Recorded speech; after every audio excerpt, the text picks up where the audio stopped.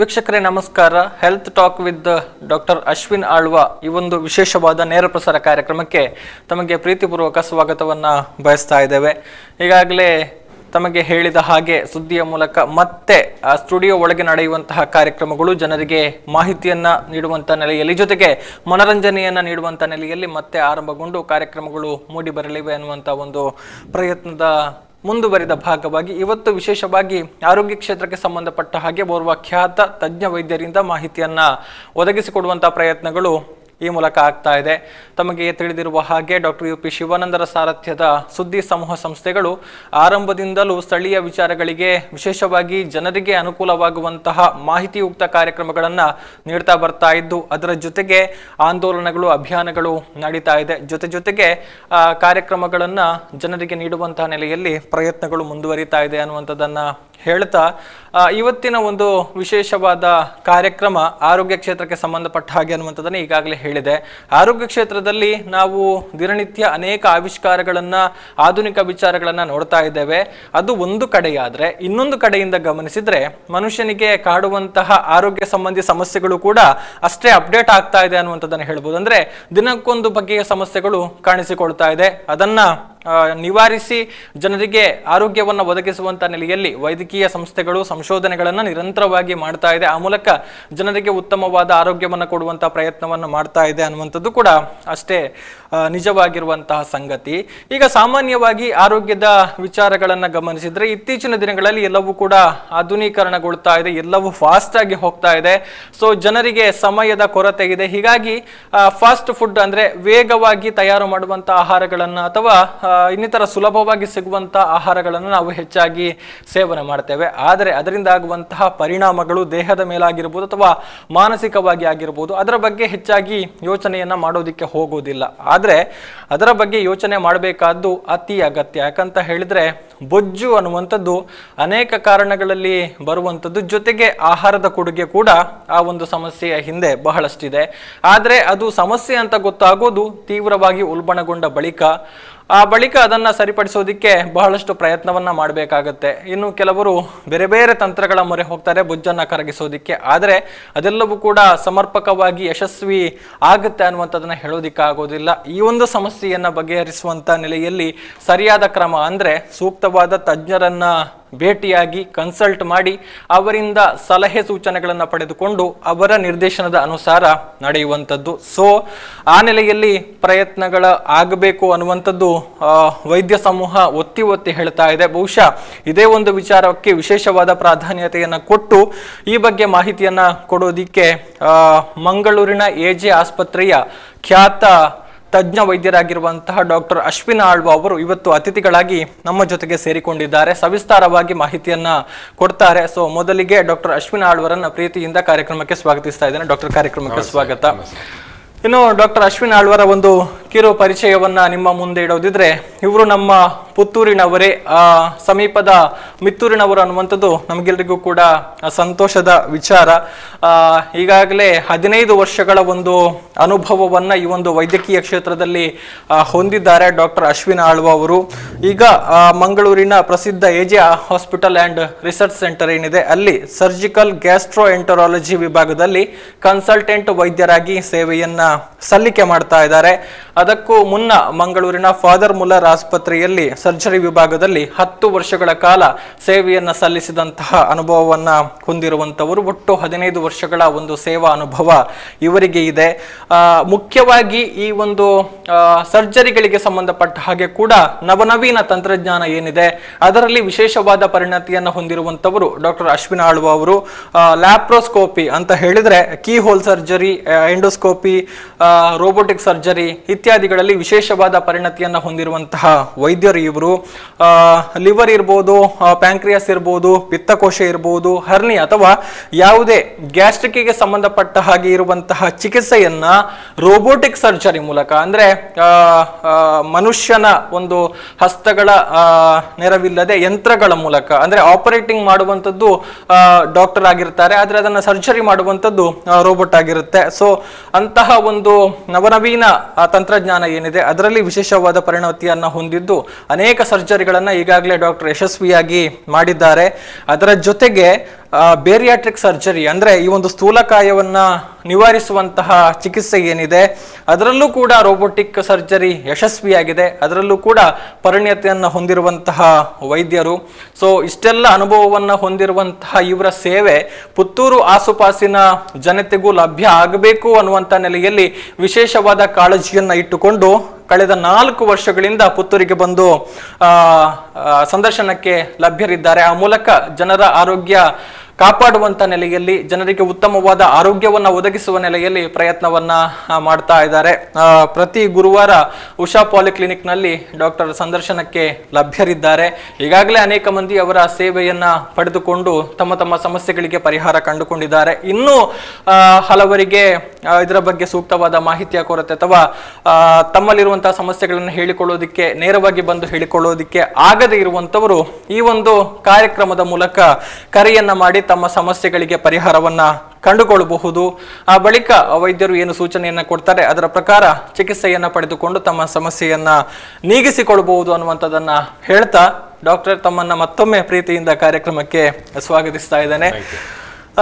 ಈಗಾಗಲೇ ನಾವು ಗಮನಿಸಿದ ಹಾಗೆ ಬೊಜ್ಜು ಅನ್ನುವಂಥದ್ದು ಇತ್ತೀಚಿನ ಒಂದು ಸಮೂಹ ಏನಿದೆ, ಮುಖ್ಯವಾಗಿ ಯುವ ಸಮೂಹವನ್ನೇ ಹೆಚ್ಚಾಗಿ ಕಾಡ್ತಾ ಇದೆ ಅಂತ ಹೇಳ್ಬೋದು.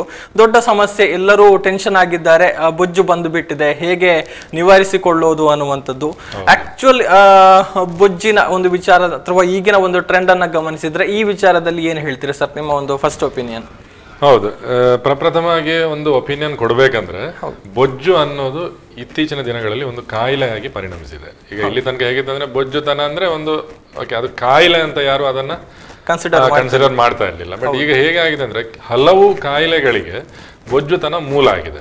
ಹೃದಯ ಸಂಬಂಧಿ ಕಾಯಿಲೆ ಇರ್ಬೋದು, ಮಧುಮೇಹ ಇರ್ಬೋದು, ಹೈ ಪ್ರೆಷರ್ ಇರ್ಬೋದು, ಬೇರೆ ಬೇರೆ ಕ್ಯಾನ್ಸರ್ಗಳು, ಅನೇಕ ಅಂಗಾಂಗಗಳ ಕ್ಯಾನ್ಸರ್ಗಳು ಸಹ ಮೂಲ ಕಾರಣ ಬೊಜ್ಜು ಅಂತ ಹೇಳಿ ಅದು ಸಂಶೋಧನೆಯಲ್ಲಿ ದೃಢಪಟ್ಟಿದೆ.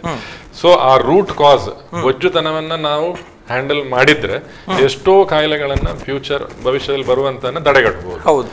ಸೊ ಈ ಬೊಜ್ಜು ಅನ್ನೋದು ಏನು, ಅದನ್ನ ಹೇಗೆ ಡಿಫೈನ್ ಮಾಡ್ತೀವಿ? ಈಗ ಶರೀರದಲ್ಲಿ ಶೇಖರಣೆ ಆಗಿದ ಈ ಕೊಬ್ಬು ನಮಗೇನು ಹೊರಗಡೆಯಿಂದ ದೇಹ ಸ್ಥೂಲಕಾಯ ಏನು ಕಾಣಿಸ್ತದೆ ಅದು ಮಾತ್ರ ಬೊಜ್ಜು ಅಲ್ಲ, ಅದು ಕೊಬ್ಬು.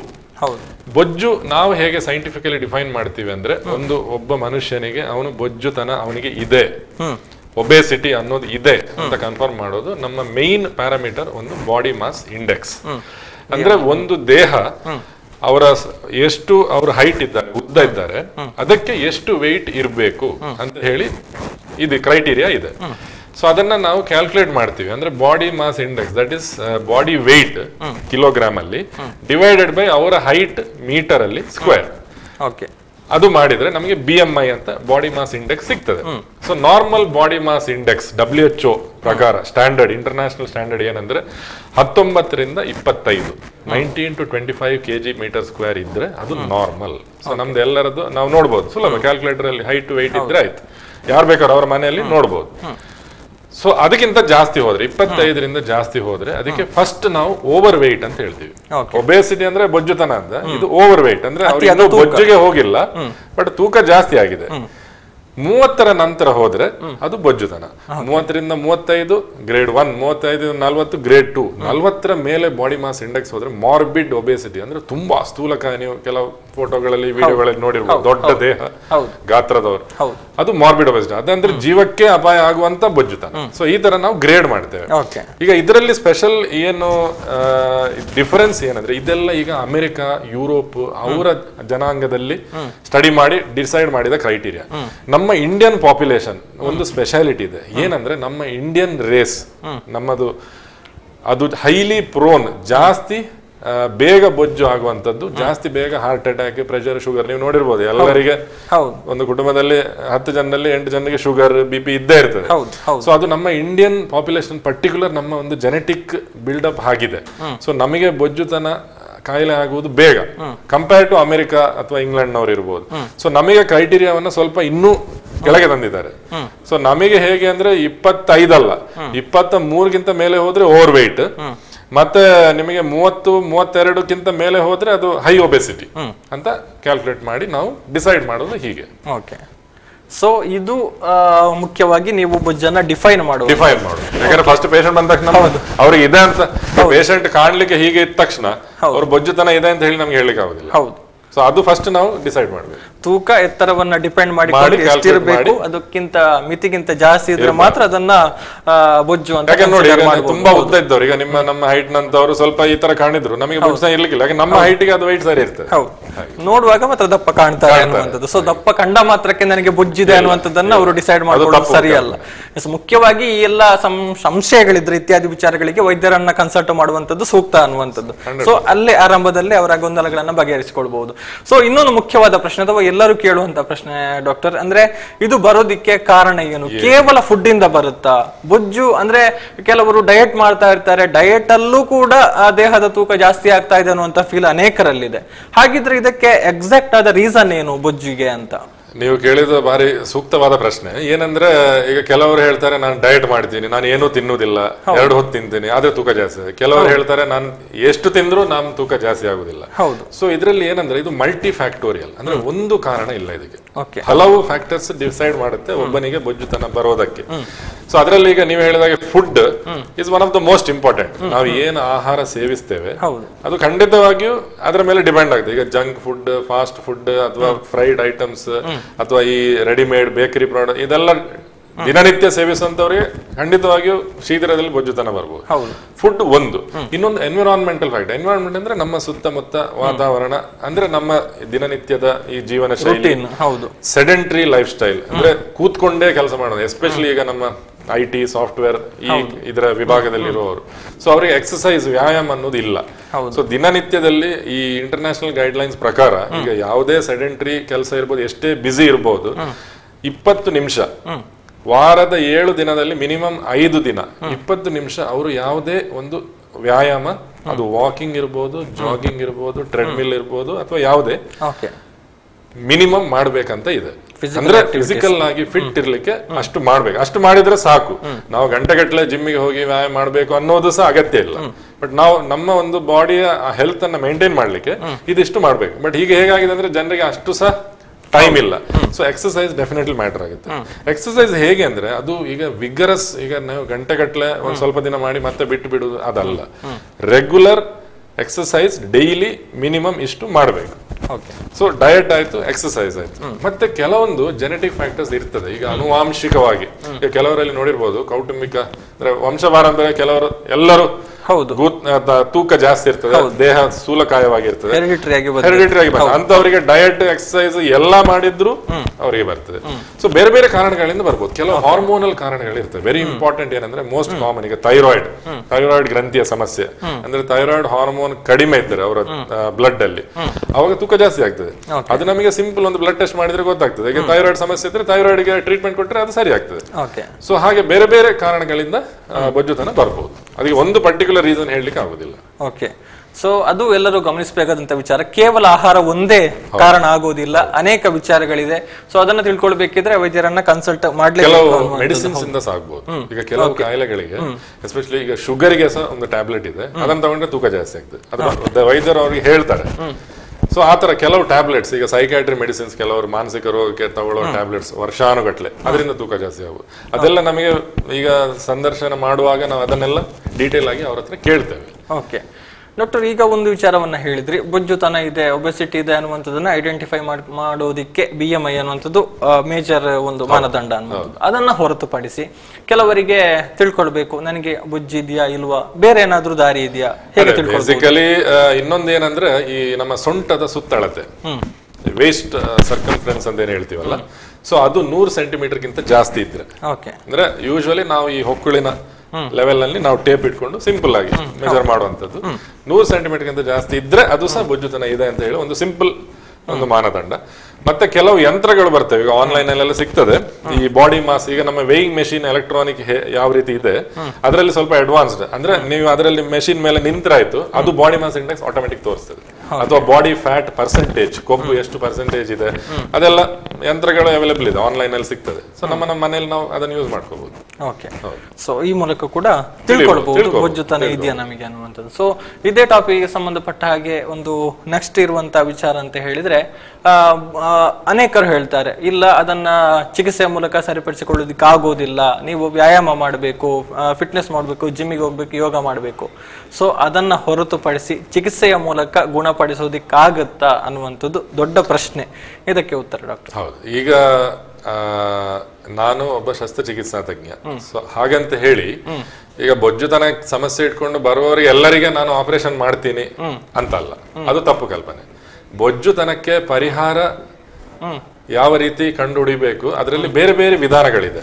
ಅದು ಮೆಡಿಸಿನ್ಸ್ ಇಂದ ಹಿಡಿದು ಕೊನೆಯದಾಗಿ ಶಸ್ತ್ರಚಿಕಿತ್ಸೆ ಅದಕ್ಕೆ ಒಂದು ಪರಿಹಾರ ಕೊಡ್ತದೆ.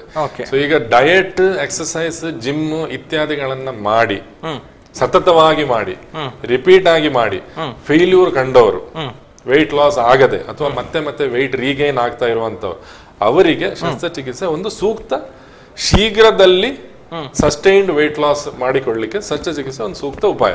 ಈಗ ಇತ್ತೀಚಿನ ಸ್ವಲ್ಪ ಒಂದು 10 ವರ್ಷ ಹಿಂದೆ ತನಕ ಹೇಗೆ ಅಂದ್ರೆ, ಬೊಜ್ಜುತನಕ್ಕೆ ಶಸ್ತ್ರಚಿಕಿತ್ಸೆ ಅಂದ್ರೆ ಒಂದು ಅಪಾಯ, ಒಂದು ಭಯ ಪಡುವಂತ ವಿಷಯ. ಅಂದ್ರೆ ಶಸ್ತ್ರಚಿಕಿತ್ಸೆ ಮಾಡಿ ನಾನು ತೂಕ ಕಡಿಮೆ ಮಾಡಬೇಕು, ಅದೇನ್ ನನಗೆ ಕಾಯಿಲೆ ಇದೆಯಾ ಅಂತ ಜನರಿಗೆ ಒಂದು ಸಹಜವಾಗಿ ಒಂದು ಭಯ ಇತ್ತು, ಊಹಾಪೋಹಗಳಿತ್ತು. ಬಟ್ ಈಗ ಹೇಗೆ ಅಂದ್ರೆ ನೋಡಿ, ಈಗ ನೀವು ಹೇಳಿದಾಗ ಈಗ ರೋಬೋಟಿಕ್ ಅಥವಾ ಕೀಹೋಲ್, ಲ್ಯಾಪ್ರೋಸ್ಕೋಪಿ ಇಂಥ ಅತ್ಯಾಧುನಿಕ ತಂತ್ರಜ್ಞಾನ ಅಳವಡಿಸಿದ್ರೆ ಪೇಷಂಟ್ಗಳಿಗೆ ದೊಡ್ಡ ದೊಡ್ಡ ಗಾಯ ಇಲ್ಲದೆ, ತುಂಬಾ ದಿನ ಆಸ್ಪತ್ರೆಯಲ್ಲಿ ಇಲ್ಲದೆ, ಅವರ ದೈನಂದಿನ ಚಟುವಟಿಕೆ ಅತಿ ಶೀಘ್ರದಲ್ಲಿ ಹೋಗ್ಬೋದು ಅವರು. ಸೊ ಅಂತ ಒಂದು ಕನ್ವೀನಿಯಂಟ್ ಫೆಸಿಲಿಟಿ ಇರುವಾಗ ಅದ್ರಲ್ಲಿ ಹೆದರ್ಕೊಳ್ಳುವಂತ ವಿಷಯ ಏನಿಲ್ಲ. ಶಸ್ತ್ರಚಿಕಿತ್ಸೆ ಯಾರಿಗೆ ಬೇಕು, ಬೊಜ್ಜುತನ ಕಡಿಮೆ ಮಾಡ್ಲಿಕ್ಕೆ ಶಸ್ತ್ರಚಿಕಿತ್ಸೆ ಯಾರಿಗೆ ಅಗತ್ಯ ಇದೆ ಅಂತ ನಾವು ನಿರ್ಧರಿಸ್ತೇವೆ, ಅವರಿಗೆ ಮಾತ್ರ ಶಸ್ತ್ರಚಿಕಿತ್ಸೆ ಮಾಡತಕ್ಕದ್ದು, ಮತ್ತೆ ಅದರಿಂದ ಬೆನಿಫಿಟ್ ಸಿಗ್ತದೆ. ಬಂದ ಎಲ್ಲರಿಗೆ ಶಸ್ತ್ರಚಿಕಿತ್ಸೆ ಮಾಡಿ ಸರಿ ಮಾಡ್ತೇವೆ ಅಲ್ಲ, ಅದು ತಪ್ಪು. ಓಕೆ, ಸೊ ಆ ಚಿಕಿತ್ಸೆಯ ಬಗ್ಗೆ ಇನ್ನಷ್ಟು ಮಾತನಾಡಬೇಕಾಗುತ್ತೆ. ಯಾಕಂತ ಹೇಳಿದ್ರೆ ಈಗ ಮಾರುಕಟ್ಟೆಗಳಲ್ಲಿ ಹಲವೊಂದು ವಿಚಾರಗಳು ಮುಕ್ತವಾಗಿ ಸಿಗುತ್ತೆ. ಕೆಲವೊಂದು ಜಾಹೀರಾತುಗಳನ್ನ ನಾವು ಗಮನಿಸಿದ್ರೆ, ಈ ಮಾತ್ರೆ ತಗೊಳ್ಳಿ, ಬೊಜ್ಜನ್ನ ಕಡಿಮೆ ಮಾಡಿಕೊಳ್ಳಿ, ವೆಯ್ಟ್ ಲಾಸ್ ಮಾಡಿಕೊಳ್ಳಿ. ಹೌದು, ಹರ್ಬಲ್, ಆರ್ಗ್ಯಾನಿಕ್. ಸೊ ಇದನ್ನೆಲ್ಲ ಯೂಸ್ ಮಾಡಿದ್ರೆ ಏನು ರಿಸಲ್ಟ್ ಏನಾಗುತ್ತೆ? ಈಗ ನಾವು ಗಮನಿಸಿದ ಹಾಗೆ, ಈಗ ನಮ್ಮ ಹತ್ರ ಬರೋ ಪೇಷಂಟ್ಗಳು, ಈಗ ಶಸ್ತ್ರಚಿಕಿತ್ಸೆಗೆ ಬರುವವರು ಈ ಎಲ್ಲಾ ಮಾರ್ಗೋಪಾಯಗಳನ್ನ ಟ್ರೈ ಮಾಡಿ ಅದು ಸಕ್ಸಸ್ ಆಗದೆ ನಂತರ ಅವ್ರು ನಮ್ಮ ಹತ್ರ ಬರುದು. ಸೊ ನಮ್ಮ ಹತ್ರ ಬಂದ ಮೇಲೆ ಅವ್ರು ಅದಕ್ಕೆ ಹೋಗುದಿಲ್ಲ. ಸೊ ಅವ್ರು ನಮಗೆ ಕೊಟ್ಟಿರೋ, ಈಗ ನಮಗೆ ಅದರ ಬಗ್ಗೆ we are not experts to tell about ಆ ಪೌಡರ್ ಮೆಡಿಸಿನ್ ಹೇಗಿದೆ, ನಮಗೆ ಗೊತ್ತಿಲ್ಲ. ಬಟ್ ಅವ್ರು ಹೇಳೋ ಪ್ರಕಾರ ಏನಂದ್ರೆ ನೋಡಿ, ಇದ್ರಲ್ಲೆಲ್ಲ ಒಂದು ವೆಯ್ಟ್ ಲಾಸ್ ಹೇಗೆ ಅಂದ್ರೆ, ಓಕೆ ಒಂದು ತಿಂಗಳಲ್ಲಿ 3 kg ವೆಯ್ಟ್ ಲಾಸ್ ಆಯ್ತು, ಮತ್ತೆ ಪುನಃ ರೀಗೇನ್ ಆಯ್ತು, ಅಥವಾ ಅದರಿಂದ ಬೇರೆ ಸೈಡ್ ಇಫೆಕ್ಟ್ಗಳು. ಈಗ ನಮಗೆ ಅದರ ಕಾಂಪೋಸಿಷನ್, ಈಗ ಆಯುರ್ವೇದಿಕ್ ಅಂತ ಹೇಳ್ತಾರೆ, ತುಂಬಾ ಪ್ರಾಡಕ್ಟ್ಗಳು ಆರ್ಗ್ಯಾನಿಕ್, ಆಯುರ್ವೇದಿಕ್ ಆನ್ಲೈನ್ ನಲ್ಲಿ ತುಂಬಾ ಲಭ್ಯ ಇದೆ. ಬಟ್ ಅದರ ಕಂಟೆಂಟ್ ಏನು, ಅದರಿಂದ ನಮ್ಮ ದೇಹದ ಬೇರೆ ಅಂಗಾಂಗಗಳಿಗೆ, ಲಿವರ್, ಕಿಡ್ನಿಗೆ ಎಫೆಕ್ಟ್ ಇದೆಯಾ, ಅದು ನಮಗೆ ಗೊತ್ತಿಲ್ಲ ಅಲ್ವಾ. ಈಗ ಎಲ್ಲರೂ ಅಮಾಯಕರು ಅದನ್ನ ಉಪಯೋಗಿಸಿ ಬೇರೆ ಬೇರೆ ತೊಂದರೆ ಅನುಭವಿಸ ಇದ್ದಾರೆ. ಸೊ ಅದರ ಬಗ್ಗೆ ನಾನು ಜಾಸ್ತಿ ಡೀಟೇಲ್ ಆಗಿ ಹೇಳಲಿಕ್ಕೆ ಇಚ್ಛೆ ಪಡುದಿಲ್ಲ. I am not expert also. But ಶಸ್ತ್ರಚಿಕಿತ್ಸೆಯಿಂದ ಎಷ್ಟು ಬೆನಿಫಿಟ್ ಇದೆ ಅದು ನಾನು ಹೇಳ್ಬಹುದು. ಸೊ ಶಸ್ತ್ರಚಿಕಿತ್ಸೆಯಲ್ಲಿ ಹೇಗೆ ಅಂದ್ರೆ, ಒಂದು 15ರಿಂದ 20 kg ಒಬ್ಬನಿಗೆ 2 ರಿಂದ 3 ತಿಂಗಳಲ್ಲಿ ನಾವು ಕಡಿಮೆ ಮಾಡಬಹುದು. ಸೊ ಅದೇನಂದ್ರೆ ಫಾಸ್ಟ್ ವೆಯ್ಟ್ ಲಾಸ್, ಮತ್ತೆ ಅದನ್ನ ಮೇಂಟೈನ್ ಮಾಡಬಹುದು ಆ ವೆಯ್ಟ್ ಲಾಸ್ ಅನ್ನು. ಅದು ಶಸ್ತ್ರಚಿಕಿತ್ಸೆ ಒಂದು ಇಂಪಾರ್ಟೆಂಟ್ ಬೆನಿಫಿಟ್. ಇಷ್ಟು ವೆಯ್ಟ್ ಲಾಸ್ ನಿಮಗೆ ಯಾವ ಜಿಮ್, ಯಾವ ಡಯಟಿಂಗ್ ಮಾಡಿದ್ರು ಅವ್ರು ಯಾರು ಈ ತರ ಗ್ಯಾರಂಟಿಗಳು 20 kg 3 ತಿಂಗಳಲ್ಲಿ ಕಡಿಮೆ ಮಾಡ್ಲಿಕ್ಕೆ ಸಾಧ್ಯ ಇಲ್ಲ.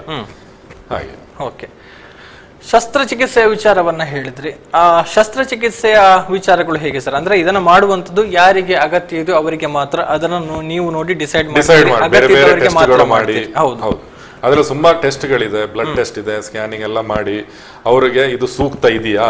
ಈಗ ಶಸ್ತ್ರಚಿಕಿತ್ಸೆಯಲ್ಲಿ ಬೇರೆ ಬೇರೆ ಟೈಪ್ ಇದೆ, ಯಾವ್ದು ಇವರಿಗೆ ಸೂಟ್ ಆಗುತ್ತೆ ಅದನ್ನ ಡಿಸೈಡ್ ಮಾಡಿ ಅವ್ರು ಫಿಟ್ ಇದ್ದಾರಾ. ಈಗ ಶಸ್ತ್ರಚಿಕಿತ್ಸೆಗೆ ಅನೆಸ್ಥೀಸಿಯಾ ಕೊಡಬೇಕು, ಅದಕ್ಕೆ ಅವ್ರು ಫಿಟ್ ಇದ್ದಾರಾ. ಬೇರೆ ಬೇರೆ ಡಾಕ್ಟರ್ಗಳು, ಶುಗರ್ ಡಾಕ್ಟರ್, ಹಾರ್ಟ್ ಡಾಕ್ಟರ್ ಎಲ್ಲ ನೋಡ್ಲಿಕ್ಕಿದ್ದಾರೆ. ಸೊ ಅದು ಒಂದು ದೊಡ್ಡ ಪ್ರೋಸೆಸ್. ಈಗ ಪೇಷಂಟ್ ಇವತ್ತು ಬಂದ್ರು ನಾಳೆ ಸರ್ಜರಿ ಆತರ ಅಲ್ಲ, ತುಂಬಾ ಟೆಸ್ಟ್ಗಳು ಮಾಡಿ ಎಲ್ಲ ನೋಡ್ಬಿಟ್ಟು ಅಂತಿಮವಾಗಿ ನಾವು ಇವರಿಗೆ ಈ ಶಸ್ತ್ರಚಿಕಿತ್ಸೆ ಮಾಡ್ಬೋದು ಅನ್ನೋದನ್ನ ಡಿಸೈಡ್ ಮಾಡಿದ್ವಿ. ಹಾಗೆ ಈಗ ಶಸ್ತ್ರಚಿಕಿತ್ಸೆಯಲ್ಲಿ ಏನ್ ಮಾಡ್ತೀವಿ, ಒಂದು ಬೇಸಿಕ್ ಐಡಿಯಾ ನಾನು ಕೊಡ್ಬೇಕಂದ್ರೆ, ಹೊಟ್ಟೆ, ನಮ್ಮ ಸ್ಟಮಕ್ ಅನ್ನೋದು ಒಂದು ಬೆಲೂನ್ ತರ, ಒಂದು ಫುಗ್ಗೆ ತರ. ಅದು ಸಾಧಾರಣ 1.5 ಲೀಟರ್ ಕೆಪಾಸಿಟಿ ಅದಕ್ಕೆ ಇದೆ ನಮ್ಮ ಹೊಟ್ಟೆಗೆ. ಸೊ ನಾವು ಅಷ್ಟು ಕುಡಿಬಹುದು, ತಿನ್ಬಹುದು. At A time. ನಾವ್ ಏನ್ ಮಾಡ್ತೀವಿ ಅಂದ್ರೆ ಆ ಹೊಟ್ಟೆಯ ಗಾತ್ರವನ್ನ ಸೊ ಅದು 100% ಅಂತ ತಗೊಂಡ್ರೆ ನಾವು ಅದ್ರ 80% ಕಟ್ ಮಾಡಿ ಬರೀ 20% ಮಾತ್ರ ಉಳಿಸ್ತೇವೆ. ಆಗ ನ್ಯಾಚುರಲಿ ಫಸ್ಟ್ ಸ್ಟೆಪ್ ಏನಾಗ್ತದೆ, ಅವರ ಹೊಟ್ಟೆದ ಕೆಪಾಸಿಟಿ ಕಡಿಮೆ ಇದೆ, ಈಗ ಟ್ಯಾಂಕ್ ಎಷ್ಟಿದೆ ಅಷ್ಟು ಮಾತ್ರ ತುಂಬಿಸಬಹುದಲ್ಲ. ಸೊ 100% ಇದ್ದದ್ದು 20% ಆಯ್ತು. ನೆಕ್ಸ್ಟ್ ಡೇ ಇಂದ ಅವರಿಗೆ ಜಾಸ್ತಿ ತಿನ್ಲಿಕ್ಕೆ ಆಗುದಿಲ್ಲ, ಜಾಸ್ತಿ ಕುಡಿಲಿಕ್ಕೆ ಆಗುದಿಲ್ಲ, ಆಟೋಮೆಟಿಕಲಿ ವೆಯ್ಟ್ ಲಾಸ್ ಸ್ಟಾರ್ಟ್ ಆಗ್ತದೆ. ಇದು ಒಂದು ಮೇನ್ ಪ್ರಿನ್ಸಿಪಲ್. ಇನ್ನೊಂದು ಪ್ರಿನ್ಸಿಪಲ್ ಏನಂದ್ರೆ, ಈ ಹೊಟ್ಟೆ ನಾವು ಯಾವ ಭಾಗ ತೆಗಿತೇವಲ್ಲ ಅದರಲ್ಲಿ ಕೆಲವು ಹಾರ್ಮೋನ್ಗಳು ಉತ್ಪಾದನೆ ಆಗ್ತದೆ, ಹಾರ್ಮೋನ್ಸ್, ಕೆಮಿಕಲ್ಸ್. ಅದು ಯಾವ ಕೆಮಿಕಲ್ ಅಂದ್ರೆ ನಮ್ಮ ಬ್ರೈನ್ಗೆ, ಈಗ ನಮ್ಮ ಎಲ್ಲಾ ಡೈಜೆಸ್ಟಿವ್ ಸಿಸ್ಟಮ್ ಎಲ್ಲ ಬ್ರೈನ್ಗೆ ಲಿಂಕ್ ಆಗಿದೆ. ಅಂದ್ರೆ ನಮಗೆ ಬ್ರೈನ್ ಏನ್ ಸಿಗ್ನಲ್ ಕೊಡ್ತದೆ ಹಾಗೆ, ಈಗ ಹಸಿವಾಯ್ತು ಈಗ ತಿನ್ನು ಅಂದಾಗ ನಾವು ತಿನ್ಲಿಕ್ಕೆ ಶುರು ಮಾಡ್ತೀವಿ.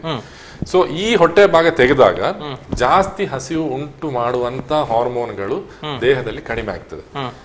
ಇನ್ನು ಊಟ ಬೇಡ, ಇನ್ನು ಸಾಕು, ತಿನ್ನುವುದು ಬೇಡ ಅನ್ನುವಂತ ಹಾರ್ಮೋನ್ಗಳು ಜಾಸ್ತಿ ಆಗ್ತವೆ.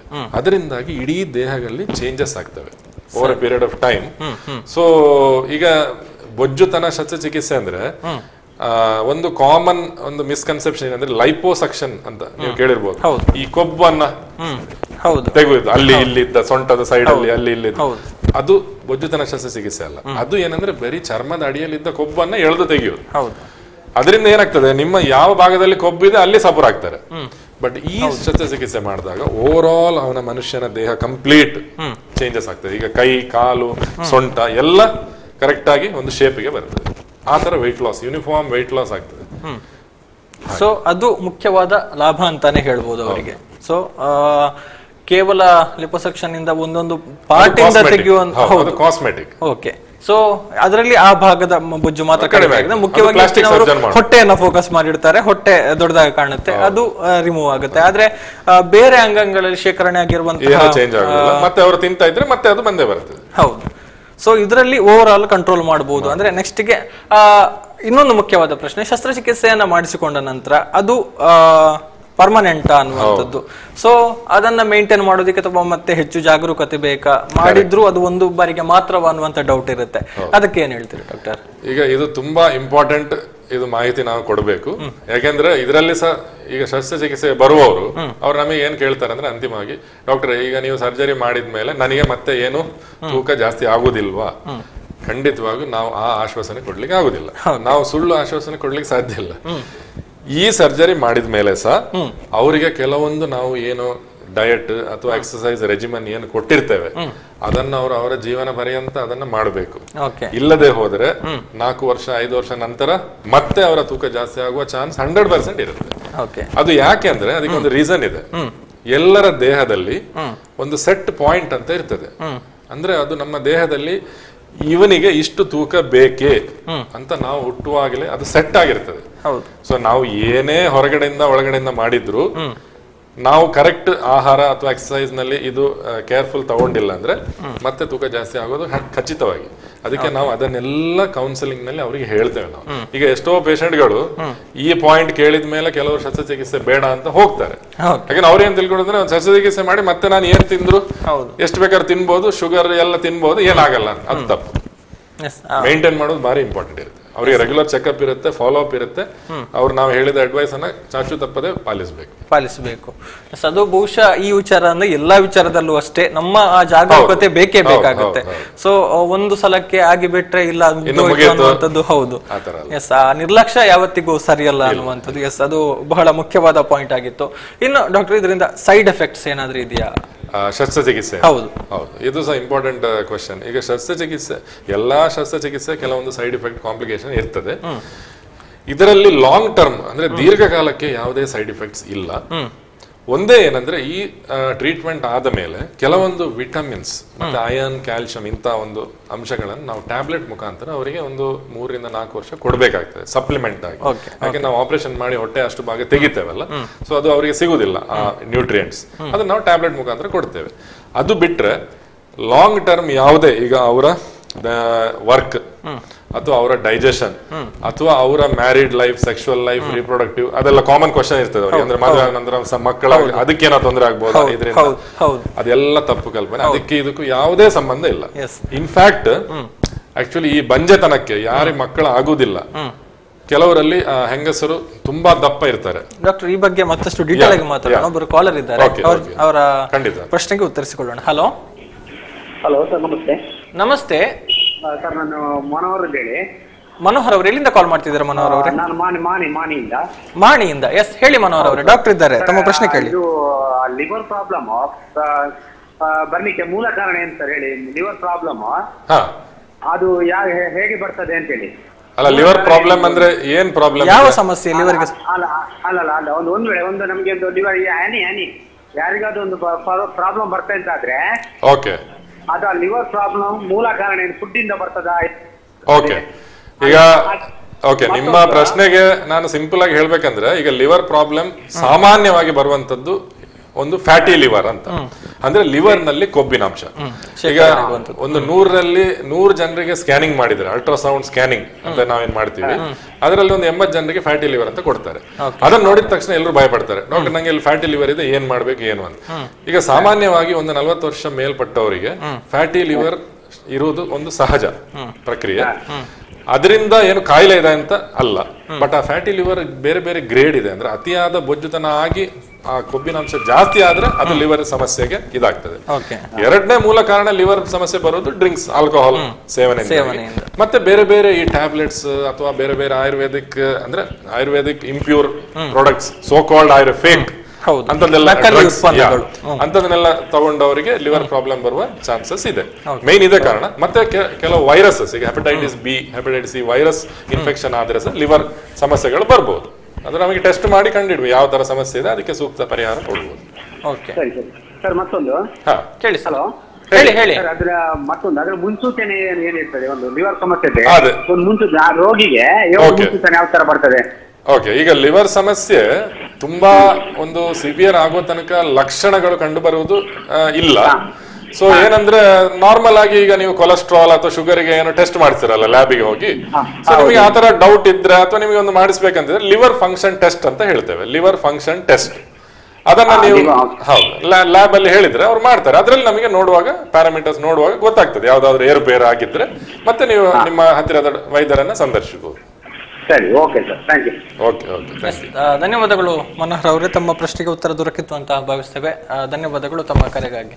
ಡಾಕ್ಟರ್, ನೀವು ಎಕ್ಸ್ಪ್ಲೈನ್ ಮಾಡ್ತಾ ಇದ್ರಿ ಆ ಬಂಜತನಕ್ಕೆ ಸಂಬಂಧಪಟ್ಟ ಸಮಸ್ಯೆಗಳು ಕೂಡ ಅದು ತುಂಬಾ ಜನ ಕಾಡುವಂತ ಸಮಸ್ಯೆ. ಯಾಕಂದ್ರೆ ಲೇಡೀಸ್ ಗಳಲ್ಲಿ ಎಸ್ಪೆಷಲಿ 35 ಆದ್ಮೇಲೆ ಸ್ವಲ್ಪ ಬೊಜ್ಜುತನ ಬಂದಾಗ ಅವರಿಗೆ ಬಂಜತನ ಕಾಡ್ತದೆ. ಅದಕ್ಕೆ ಮೂಲ ಕಾರಣ ಏನಂದ್ರೆ ಈ ಪಾಲಿಸಿಸ್ಟಿಕ್ ಓವೇರಿಯನ್ ಡಿಸೀಸ್ ಅಂತ ಹೇಳ್ತೇವೆ. ಅಂದ್ರೆ ಅಂಡಾಶಯಗಳು, ಓವರೀಸ್ಗಳು ನಾರ್ಮಲ್ ಫಂಕ್ಷನಿಂಗ್ ಇರುವುದಿಲ್ಲ.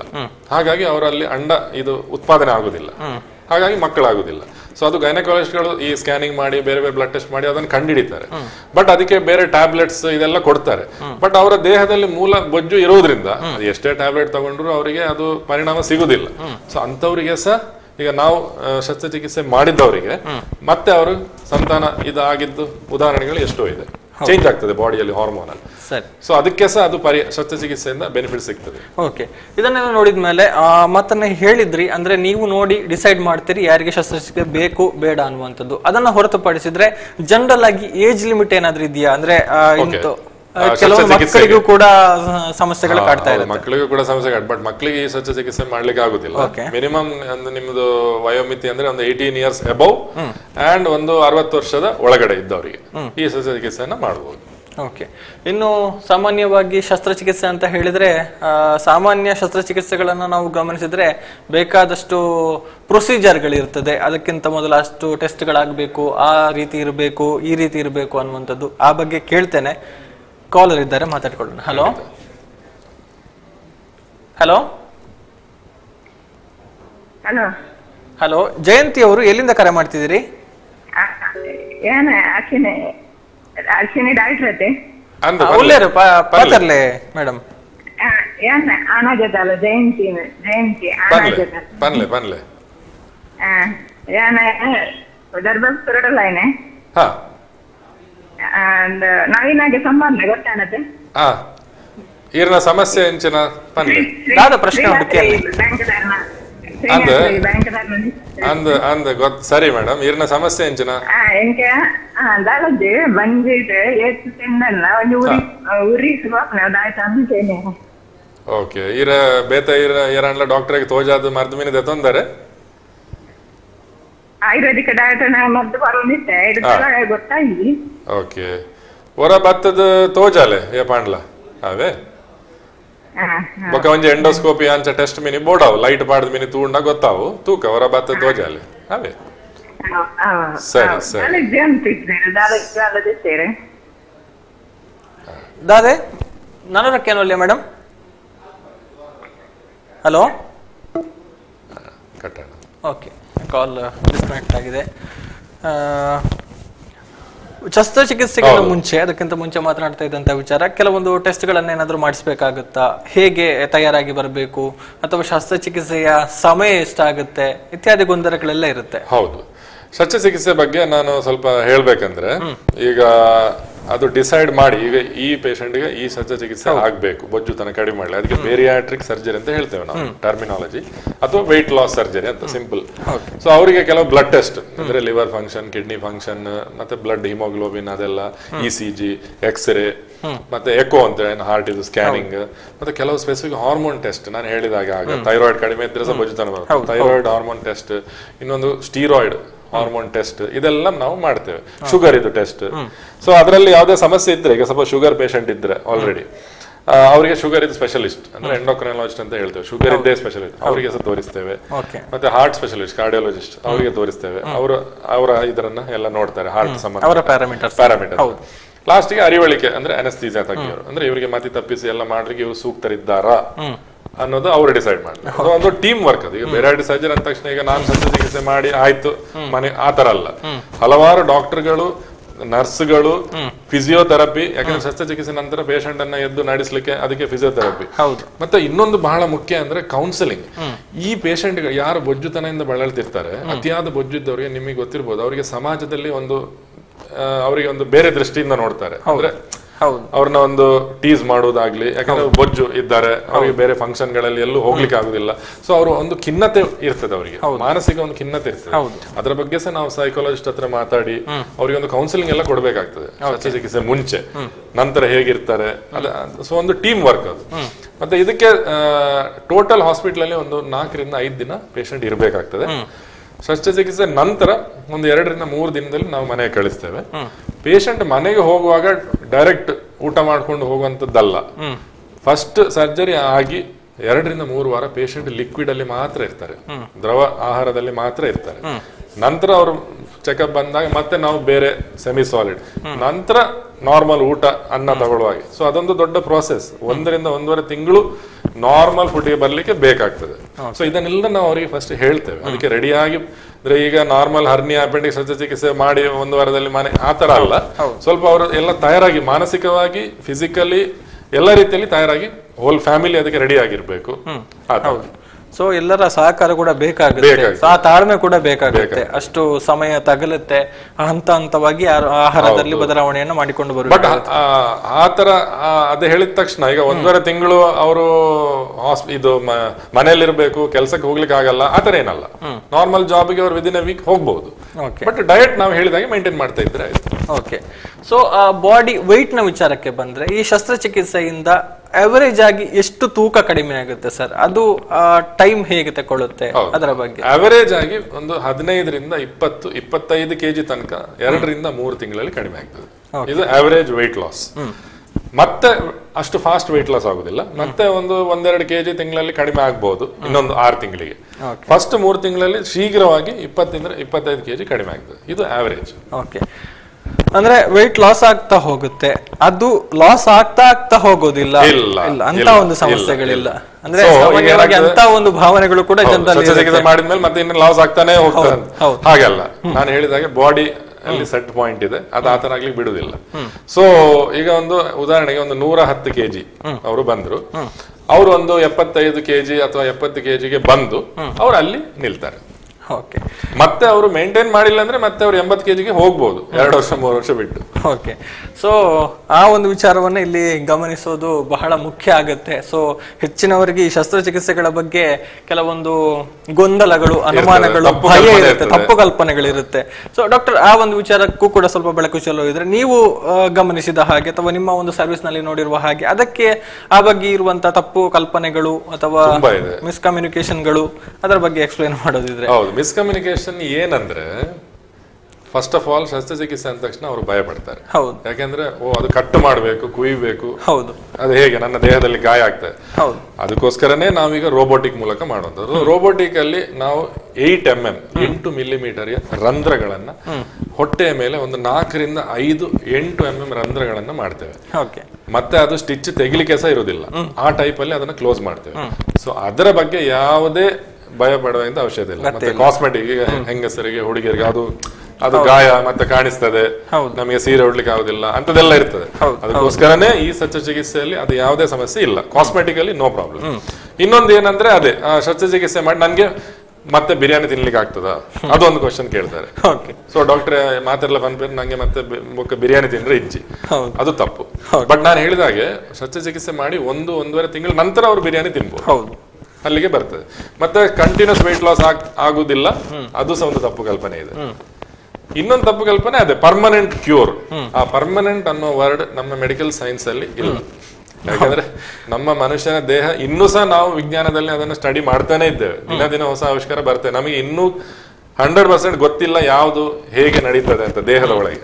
ಸೊ ನಾವು ಪರ್ಮನೆಂಟ್ ಅಂತ ಯಾರಿಗೂ ಪೇಷಂಟಿಗೂ ನಾವು ಆಶ್ವಾಸನೆ ಕೊಡುದಿಲ್ಲ.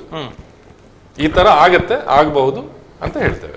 ಓಕೆ, ಸೊ ಇದೆಲ್ಲ ಈ ಬಗ್ಗೆ ಇರುವಂತ ತಪ್ಪು ಕಲ್ಪನೆಗಳು. ಸೊ ಇದನ್ನು ಕೂಡ ಕ್ಲಿಯರ್ ಮಾಡಿದ್ರಿ. ಇನ್ನಷ್ಟು ಮಾತಾಡೋಣ ಡಾಕ್ಟರ್, ಇನ್ನಷ್ಟು ವಿಚಾರಗಳಿದೆ. ತಾವು ಹೇಳಿದಂತ ಶಸ್ತ್ರಚಿಕಿತ್ಸಾ ವಿಧಾನಗಳ ಬಗ್ಗೆ ಕೂಡ ನಾವು ಡೀಟೇಲ್ ಆಗಿ ತಿಳ್ಕೊಳ್ಬೇಕಾಗುತ್ತೆ. ಯಾಕಂತ ಹೇಳಿದ್ರೆ ಇನ್ನು ಕೆಲವೊಂದು ಜನರಲ್ಲಿ ಇರುವಂತದ್ದು, ಕೆಲವೊಂದ್ಸಲ ವೈದ್ಯರು ಮಾಡಿದ್ದೆ ನಮಗೆ ಸರಿಯಾಗುದಿಲ್ಲ, ಇನ್ನು ಯಂತ್ರಗಳು ಮಾಡಿದ್ದು ಸರಿಯಾಗುತ್ತಾ ಅನ್ನುವಂತ ಒಂದು ಕಲ್ಪನೆಗಳು ಕೂಡ ಇದೆ. ಅದರ ಬಗ್ಗೆ ಡೀಟೇಲ್ ಆಗಿ ಮಾತಾಡೋಣ. ಒಂದು ಸಣ್ಣ ವಿರಾಮ ತಗೊಂಡು ವಾಪಸ್ ಬರೋಣ. ಕಾರ್ಯಕ್ರಮ ಮುಂದುವರಿಯುತ್ತೆ ಒಂದು ಸಣ್ಣ ವಿರಾಮದ ನಂತರ.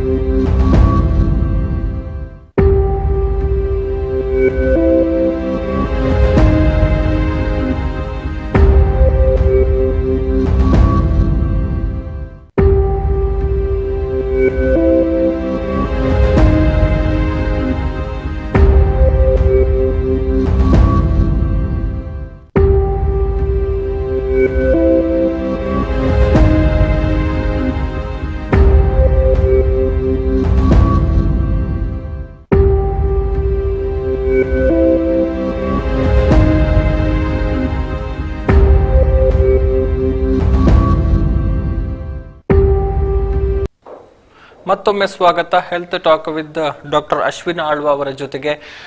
ವಿಶೇಷವಾಗಿ ಬೊಜ್ಜಿಗೆ ಸಂಬಂಧಪಟ್ಟ ಹಾಗೆ ನಮಗೆಲ್ಲರಿಗೂ ಗೊತ್ತಿಲ್ಲದ ಮಾಹಿತಿಯನ್ನ ಅನೇಕ ವಿಚಾರಗಳನ್ನು ನಾವು ತಿಳ್ಕೊಂಡಿದ್ದೇವೆ.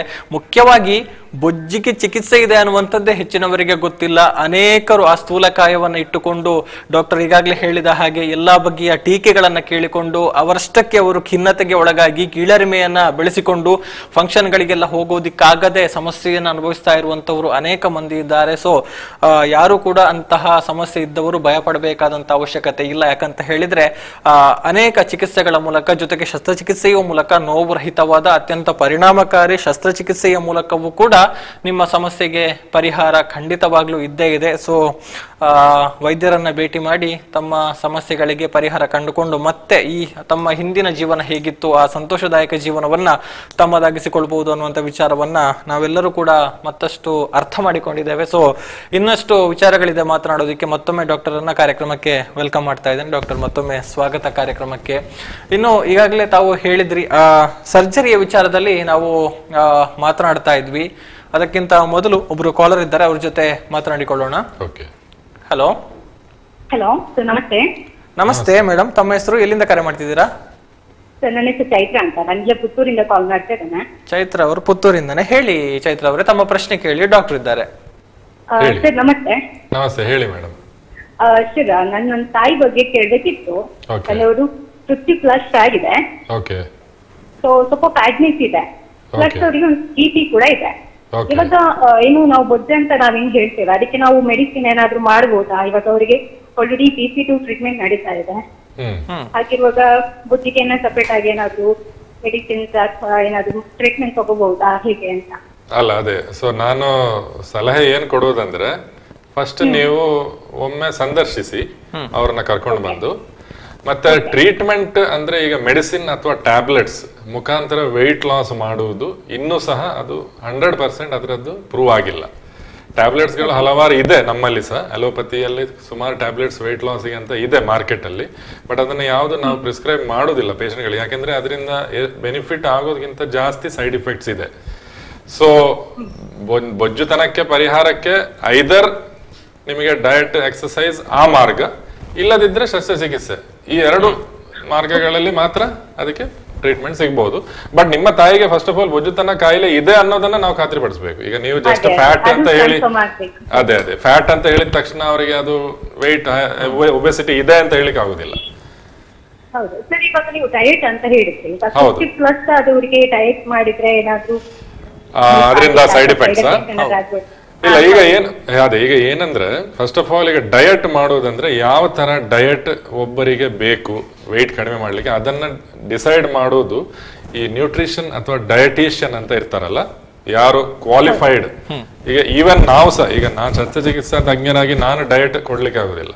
ನಾನು ನನ್ನ ಡಯಟಿಷಿಯನ್ಗೆ ಅವ್ರನ್ನ ಕನ್ಸಲ್ಟ್ ಮಾಡಿಸಿ ಅವರ ದೇಹಕ್ಕೆ, ಅವರ ವಯಸ್ಸಿಗೆ, ಈಗ ನೀವು ಹೇಳಿದ್ರಲ್ಲ 50+ ಮತ್ತೆ ಅವರಿಗೆ BP ಇದೆ, ಸೊ ಅದೆಲ್ಲ ತಿಳ್ಕೊಂಡು ಅದಕ್ಕೆ ಯಾವ ಡಯಟ್ ಮಾಡಬೇಕು ಅನ್ನೋದನ್ನ ಅವರು ಈಗ ಒಂದು ದಿನದ ಪ್ರತಿ, ಈಗ ಬೆಳಿಗ್ಗೆ, ಮಧ್ಯಾಹ್ನ, ಸಂಜೆ, ರಾತ್ರಿ ಏನೇನು ಆಹಾರ ಸೇವಿಸಬೇಕು, ಎಷ್ಟು ಎಲ್ಲವನ್ನು ಕ್ಯಾಲ್ಕುಲೇಟ್ ಮಾಡಿ ಅದು ಸೈಂಟಿಫಿಕ್ ಆಗಿ ಕೊಡುವಂತದ್ದು ಡಯಟ್.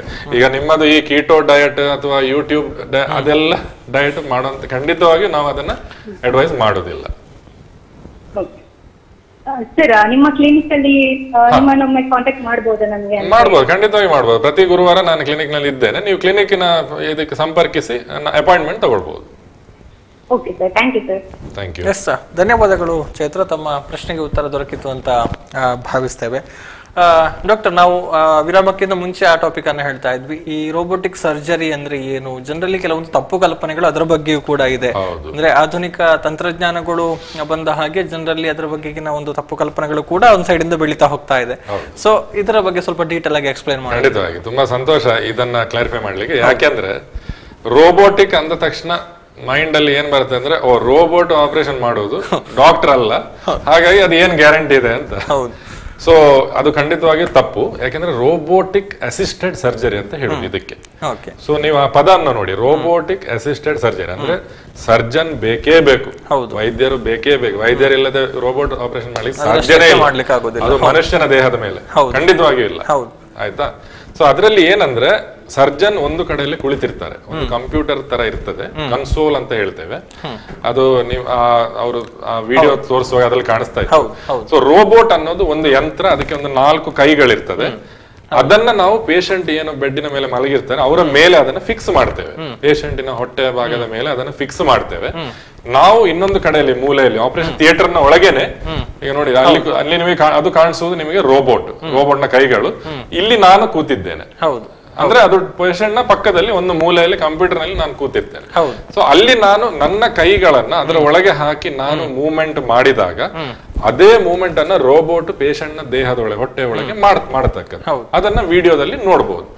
ಸೊ ಇದು ರೋಬೋಟಿಕ್ ಅಸಿಸ್ಟೆಡ್ ಸರ್ಜರಿ. ಇದರಲ್ಲಿ ಯಾವುದೇ ರೀತಿಯ ಅಪಾಯ ಅಥವಾ ರಿಸ್ಕ್ ಅಥವಾ ಏನಾದ್ರೂ ಹೆಚ್ಚು ಕಡಿಮೆ ಆಗಬಹುದು, ರೋಬೋಟಿಗೆ ಗೊತ್ತಿಲ್ಲ ಅಂತ ಯಾವುದೇ ಭಯ ಇಲ್ಲ. ಯಾಕಂದ್ರೆ ಇದು ಅಮೆರಿಕನ್ ಟೆಕ್ನಾಲಜಿ. ಸಾಧಾರಣ 25 ವರ್ಷ ಮುಂಚೆ ಕಂಡುಹಿಡಿದ ಡಾವಿನ್ಸಿ ಅಂತ ಕಂಪನಿಯ ಹೆಸರು. ಅವರದ್ದು ರೋಬೋಟ್ ಇರೋದು ಇಡೀ ವಿಶ್ವದಲ್ಲಿ ಎಲ್ಲ ಕಡೆ ಇರೋದು ಅವರದ್ದು ರೋಬೋಟಿಕ್, ಈ ಶಸ್ತ್ರಚಿಕಿತ್ಸೆಗೆ ಯೂಸ್ ಮಾಡುವಂತದ್ದು. ಅದು 100% ಫುಲ್ ಪ್ರೂಫ್. ಯಾವುದೇ ಅದರಿಂದ ಜೀವಕ್ಕೆ ದೇಹಕ್ಕೆ ಅಪಾಯ ಇಲ್ಲ, ತೊಂದರೆ ಆಗುದಿಲ್ಲ. ಸೊ ಅದು ತಪ್ಪು ಕಲ್ಪನೆ ಬೇಡವೇ ಬೇಡ.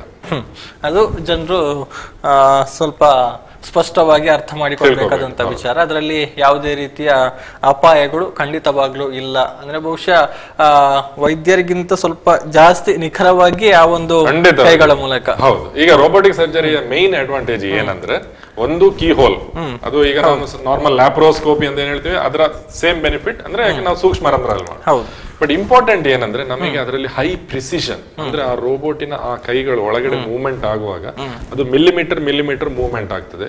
ಬೇರೆ ಅಂಗಾಂಗಗಳಿಗೆ ಏನು ತೊಂದರೆ ಆಗದ ರೀತಿಯಲ್ಲಿ, ಬ್ಲೀಡಿಂಗ್ ಕಡಿಮೆ, ಕಾಂಪ್ಲಿಕೇಶನ್ಸ್ ಪೋಸ್ಟ್ ಆಪರೇಟಿವ್ ಕಾಂಪ್ಲಿಕೇಶನ್ ಅಂದ್ರೆ ಶಸ್ತ್ರಚಿಕಿತ್ಸೆ ನಂತರ ಆಗುವಂತ ತೊಂದರೆಗಳು ತುಂಬಾ ಕಡಿಮೆ, ಶೀಘ್ರದಲ್ಲಿ ರಿಕವರಿ.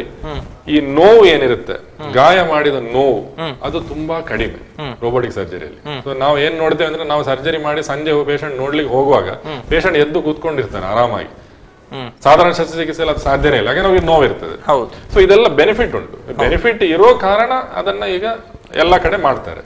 ಸೊ ಇದು ಈ robotic surgery is the future. ಇನ್ನೊಂದು 10-15 ವರ್ಷದಲ್ಲಿ ಎಲ್ಲಾ ಆಸ್ಪತ್ರೆಗಳಲ್ಲಿ ರೋಬೋಟಿಕ್ ಸರ್ಜರಿ ಬರ್ತದೆ, ಮತ್ತೆ ಅದುವೇ ಫ್ಯೂಚರ್. ಹೌದು, ಹಾಗೆ. ಸೊ ಅದು ಗಮನಿಸಬೇಕಾದಂತ ವಿಚಾರ ಅಂತ ಹೇಳ್ತಾ ನೆಕ್ಸ್ಟ್ ಕಾಲರ್ ಇದ್ದಾರೆ. ಹಲೋ ಹಲೋ ಅಜಯ್ ಅವರು ಎಲ್ಲಿಂದ ಕಾಲ್ ಮಾಡ್ತಿದ್ದೀರಾ?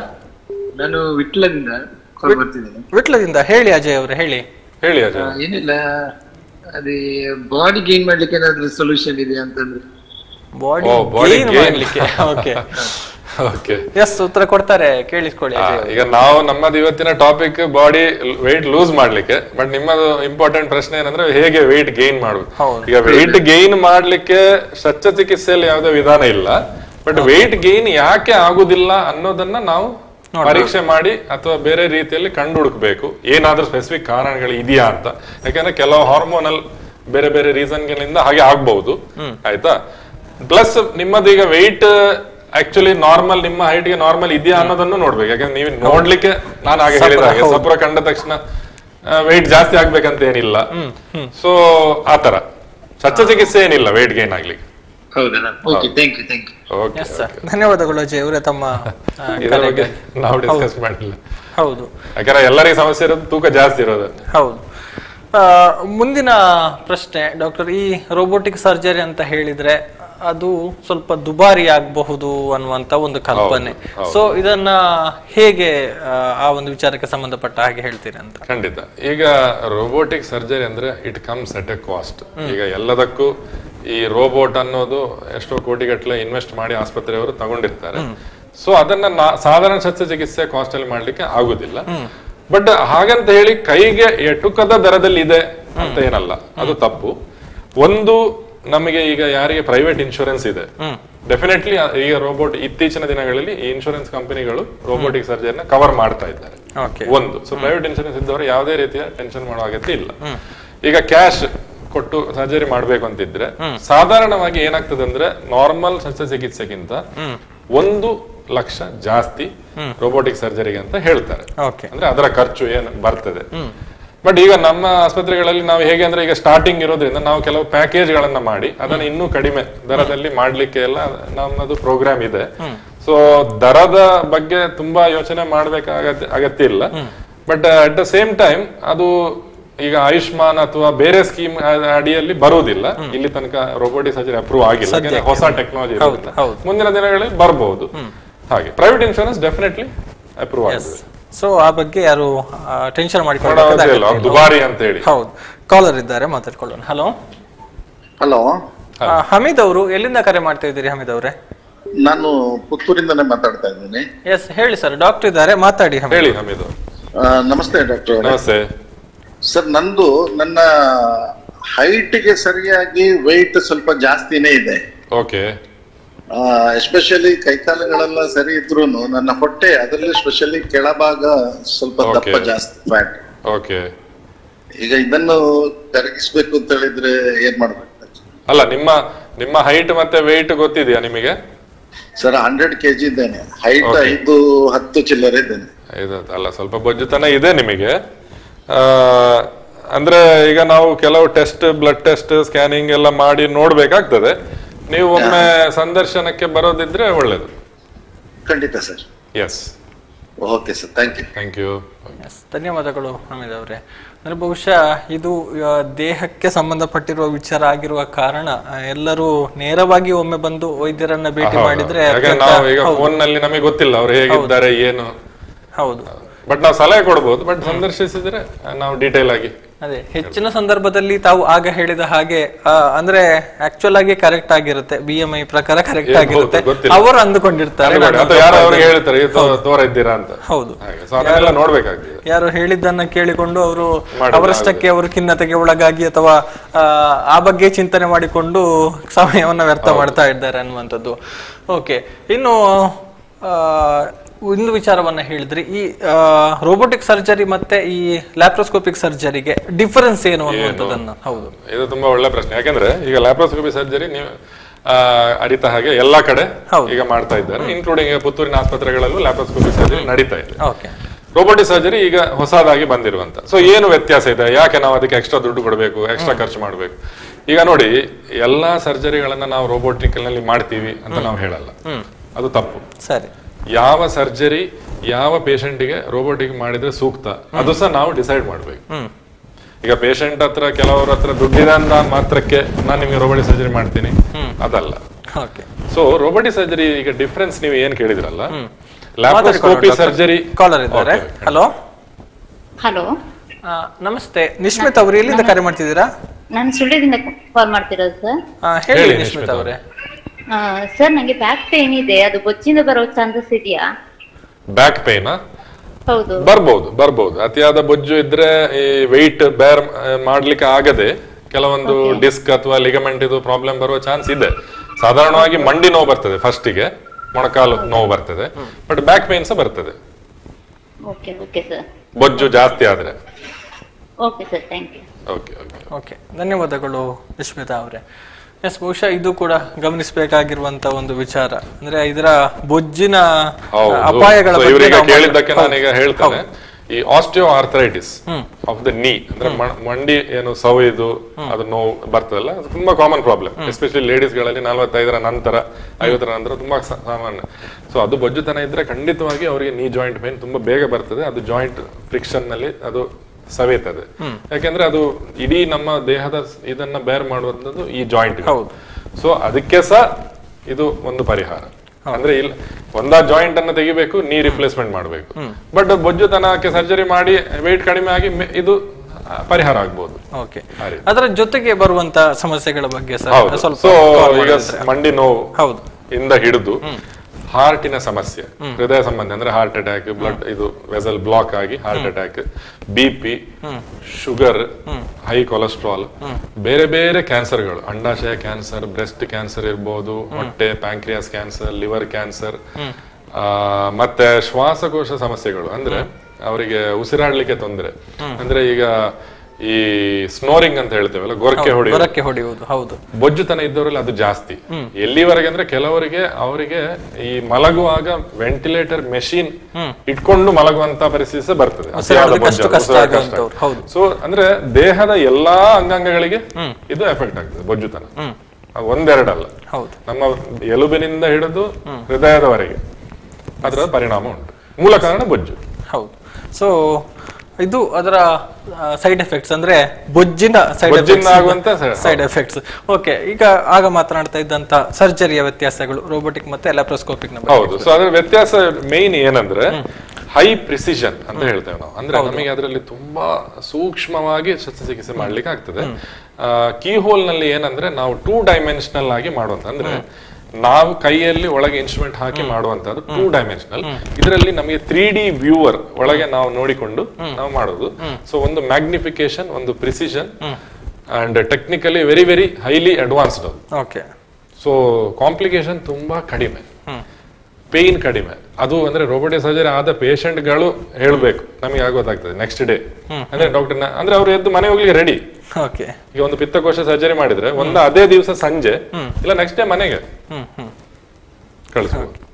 ಸೊ ಅಷ್ಟು ಸುಲಭದಲ್ಲಿ ಮಾಡ್ಲಿಕ್ಕೆ ಇದನ್ನ ಆಗುತ್ತೆ ಅನ್ನುವಂಥದ್ದು. ಸೊ ಇನ್ನು ಈ ಬೊಜ್ಜುತನ ನಿವಾರಣೆಗೆ ಮಾಡುವಂತ ಈ ಒಂದು ಬ್ಯಾರಿಯಾಟ್ರಿಕ್ ಸರ್ಜರಿ ಏನಿದೆ ಅದನ್ನ ರೋಬೋಟಿಕ್ ಅಸಿಸ್ಟೆಂಟ್ ಸರ್ಜರಿ ಮೂಲಕ ಮಾಡೋದಿಕ್ಕೆ ಆಗತ್ತಾ ಅನ್ನುವಂಥದ್ದು? ಖಂಡಿತವಾಗಿ ಆಗುತ್ತೆ. ಸೊ ಇತ್ತೀಚಿನ ದಿನಗಳಲ್ಲಿ ನಾವು ಬ್ಯಾರಿಯಾಟ್ರಿಕ್ ಸರ್ಜರಿಯನ್ನು ರೋಬೋಟಿಕ್ ಅಸಿಸ್ಟೆಂಟ್ ಆಗಿ ಮಾಡ್ತೇವೆ, ಮಾಡ್ಲಿಕ್ಕೆ ಅವಕಾಶ ಇದೆ. ಓಕೆ, ಸೊ ಡಾಕ್ಟರ್, ಈಗ ಮುಂದಕ್ಕೆ ನಾವು ಕೇಳುವಂತದ್ದಿದ್ರೆ ಬಹುಶಃ ತಾವು ಆ ವಿಚಾರವನ್ನ ಈಗಾಗಲೇ ಉಲ್ಲೇಖ ಮಾಡಿದ್ರಿ, ಮುಂದಿನ ಫ್ಯೂಚರ್ ಈ ರೋಬೋಟಿಕ್ ಅಸಿಸ್ಟೆನ್ಸ್ ಸರ್ಜರಿ ಅನ್ನುವಂಥದ್ದು. ಸೊ ಅದಕ್ಕೆ ಸಂಬಂಧಪಟ್ಟ ಹಾಗೆ ನವನವೀನ ತಂತ್ರಜ್ಞಾನಗಳು ಬರ್ತಾ ಇದೆ, ಇನ್ನು ಮುಂದಕ್ಕೆ ಎಲ್ಲರೂ ಅಳವಡಿಕೆ ಮಾಡಿಕೊಳ್ಳೋದಷ್ಟೇ ಬಾಕಿ ಇದೆ ಅನ್ನುವಂಥ. ಸೊ ಮುಂದಿನ ದಿನಗಳು ಹೇಗಿರುತ್ತೆ ಈ ಒಂದು ಸರ್ಜರಿಗಳಿಗೆ ಸಂಬಂಧಪಟ್ಟ ಹಾಗೆ ಅಂತ? ತುಂಬಾ ಎಕ್ಸೈಟಿಂಗ್ ಆಗಿರುತ್ತೆ. ಈಗ ಟೆಕ್ನಾಲಜಿ ದಿನೇ ದಿನೇ, ಈಗ ನಿಮ್ಮ ಫೀಲ್ಡ್ ಅಲ್ಲಿ ಹೊಸ ಹೊಸ ಯಂತ್ರಗಳು ಬಂದ, ಅದೇ ರೀತಿ ನಮ್ಮ ಮೆಡಿಕಲ್ ಸೈನ್ಸ್ ಅಲ್ಲಿ ದಿನೇ ದಿನೇ ಚೇಂಜಸ್ ಆಗ್ತಾ ಇದೆ. ಅದಕ್ಕೆ ಏನ್ ಹೇಳ್ತಾರೆ ಅಂದ್ರೆ, ಈಗ ಡಾಕ್ಟರ್ಗಳು ಹೇಗೆ ಅಂದ್ರೆ ಜೀವನ ಪೂರ್ತಿ ಕಲಿಬೇಕು ಅಂತ. ಅಂದ್ರೆ ನಮಗೆ ದಿನೇ ದಿನೇ ಏನ್ ಚೇಂಜ್ ಆಗ್ತದೆ ಅದನ್ನ ನಮಗೆ ಗೊತ್ತಿರಬೇಕು. ಹಾಗೆ ಮಾತ್ರ ನಾವು ನಮ್ಮ ಪೇಷಂಟ್ ಗಳಿಗೆ ಅದರ ಇದನ್ನ ಬೆನಿಫಿಟ್ ಅನ್ನ ಕೊಡಬಹುದು.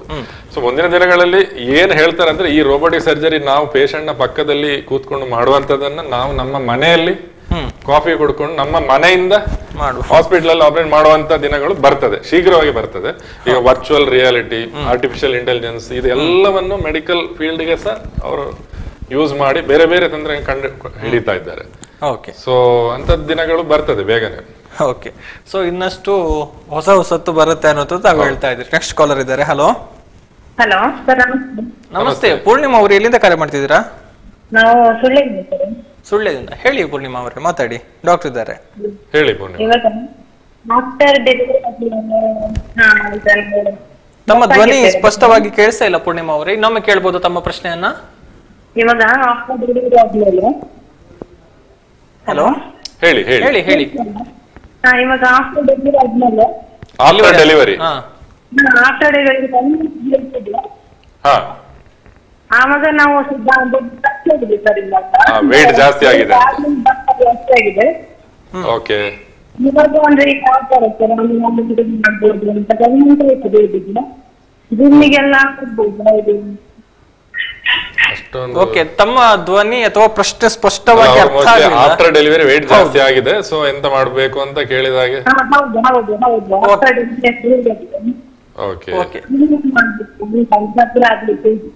ಅಲ್ಲಮ್ಮ ನೋಡಿ, ಈಗ ಆಫ್ಟರ್ ಡೆಲಿವರಿ ವೇಟ್ ಜಾಸ್ತಿ ಆಗುವಂತದ್ದು ಅದು ನಮ್ಮ ಬಾಡಿಯ ಸ್ವಾಭಾವಿಕ ಹಾರ್ಮೋನಲ್ ವ್ಯತ್ಯಾಸಗಳಿಂದ ಆಗುವಂತದ್ದು. ಅದೇನು ಶಾಶ್ವತವಾಗಿ ಬೊಜ್ಜು ಬರುವಂತ ಟೈಪ್ ಅಲ್ಲ. ಸೊ ನಿಮ್ಮ ಗೈನಕಾಲಜಿಸ್ಟ್ ಅನ್ನ ಸಂದರ್ಶಿಸಿ ಎಕ್ಸರ್ಸೈಸ್ ಮತ್ತೆ ಡೈಟಿಂಗ್ ಏನು ಮಾಡಬಹುದು ಅದನ್ನ ಫಾಲೋ ಮಾಡಿದ್ರೆ ಐ ಥಿಂಕ್ ವೇಟ್ ಅನ್ನ ಮೇಂಟೈನ್ ಮಾಡಬಹುದು. ಅದೇನು ಪರ್ಮನೆಂಟ್ ಬೊಜ್ಜು ಆಗಿ ಇದಾಗುದಿಲ್ಲ, ತುಂಬಾ ತೀರಾ ಚಾನ್ಸ್ ಕಡಿಮೆ, ಆತರ ಆಗುದಿಲ್ಲ.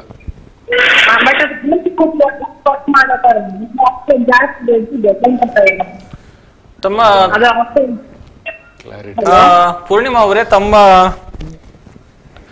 ಕರೆ ನಮಗೆ ಸ್ಪಷ್ಟವಾಗಿ ಅರ್ಥ ಆಗ್ತಾ ಇಲ್ಲ. ತಾವು ದಯವಿಟ್ಟು ಮತ್ತೊಮ್ಮೆ ಪ್ರಯತ್ನವನ್ನ ಮಾಡಿದ್ರೆ ಉತ್ತಮ ಅನ್ನುವಂಥದ್ದು ನಮ್ಮ ಒಂದು ರಿಕ್ವೆಸ್ಟ್. ಯಾಕಂತ ಹೇಳಿದ್ರೆ ತಮ್ಮ ಪ್ರಶ್ನೆ ಅರ್ಥ ಆಗ್ತಾ ಇಲ್ಲ, ಬಹುಶಃ ನೆಟ್ವರ್ಕ್ ನ ಸಮಸ್ಯೆ ತಮ್ಮನ್ನ ಕಾಡ್ತಾ ಇದೆ ಅಂತ ಅನ್ಸುತ್ತೆ. ದಯವಿಟ್ಟು ಮತ್ತೊಮ್ಮೆ ಪ್ರಯತ್ನಿಸಿ ಅನ್ನುವಂತ ಒಂದು ವಿನಂತಿಯನ್ನ ಮಾಡ್ತಾ ಇದ್ದೇವೆ.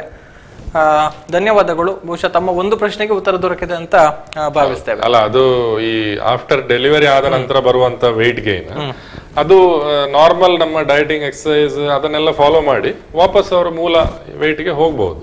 ಅದು ಪರ್ಮನೆಂಟ್ ಬೊಜ್ಜುಗೆ ಕಾರಣ ಆಗೋದು ಕಡಿಮೆ. ಓಕೆ, ಅಂದ್ರೆ ಅದು ತಾತ್ಕಾಲಿಕವಾದ ಒಂದು ಎಫೆಕ್ಟ್ ಅನ್ನೋದು. ಡಾಕ್ಟರ್, ಆಗ ಆರಂಭದಲ್ಲಿ ಒಂದು ವಿಚಾರವನ್ನ ತಾವು ಹೇಳಿದ್ರಿ, ಈ ಬೊಜ್ಜಿಗೂ ಕೊಬ್ಬಿಗೂ ವ್ಯತ್ಯಾಸ ಇದೆ ಅನ್ನುವಂಥದ್ದು. ಓಕೆ, ನೆಕ್ಸ್ಟ್ ಕಾಲರ್ ಇದ್ದಾರೆ. ಹಲೋ ಹಲೋ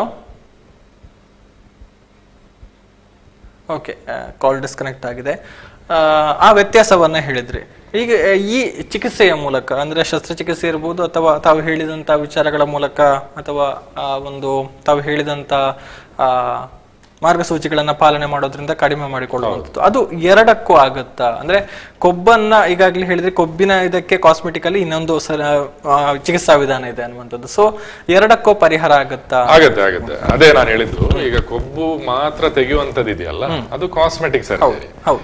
ಈ ಬೊಜ್ಜುತನಕ್ಕೆ ಸರ್ಜರಿ ಮಾಡಿದಾಗ ಆಟೋಮೆಟಿಕಲಿ ಕೊಬ್ಬು ಸಹ ಕರಗ್ತದೆ, body shape complete tone up ಆಗ್ತದೆ ಎಲ್ಲ ಹಾಗೆ.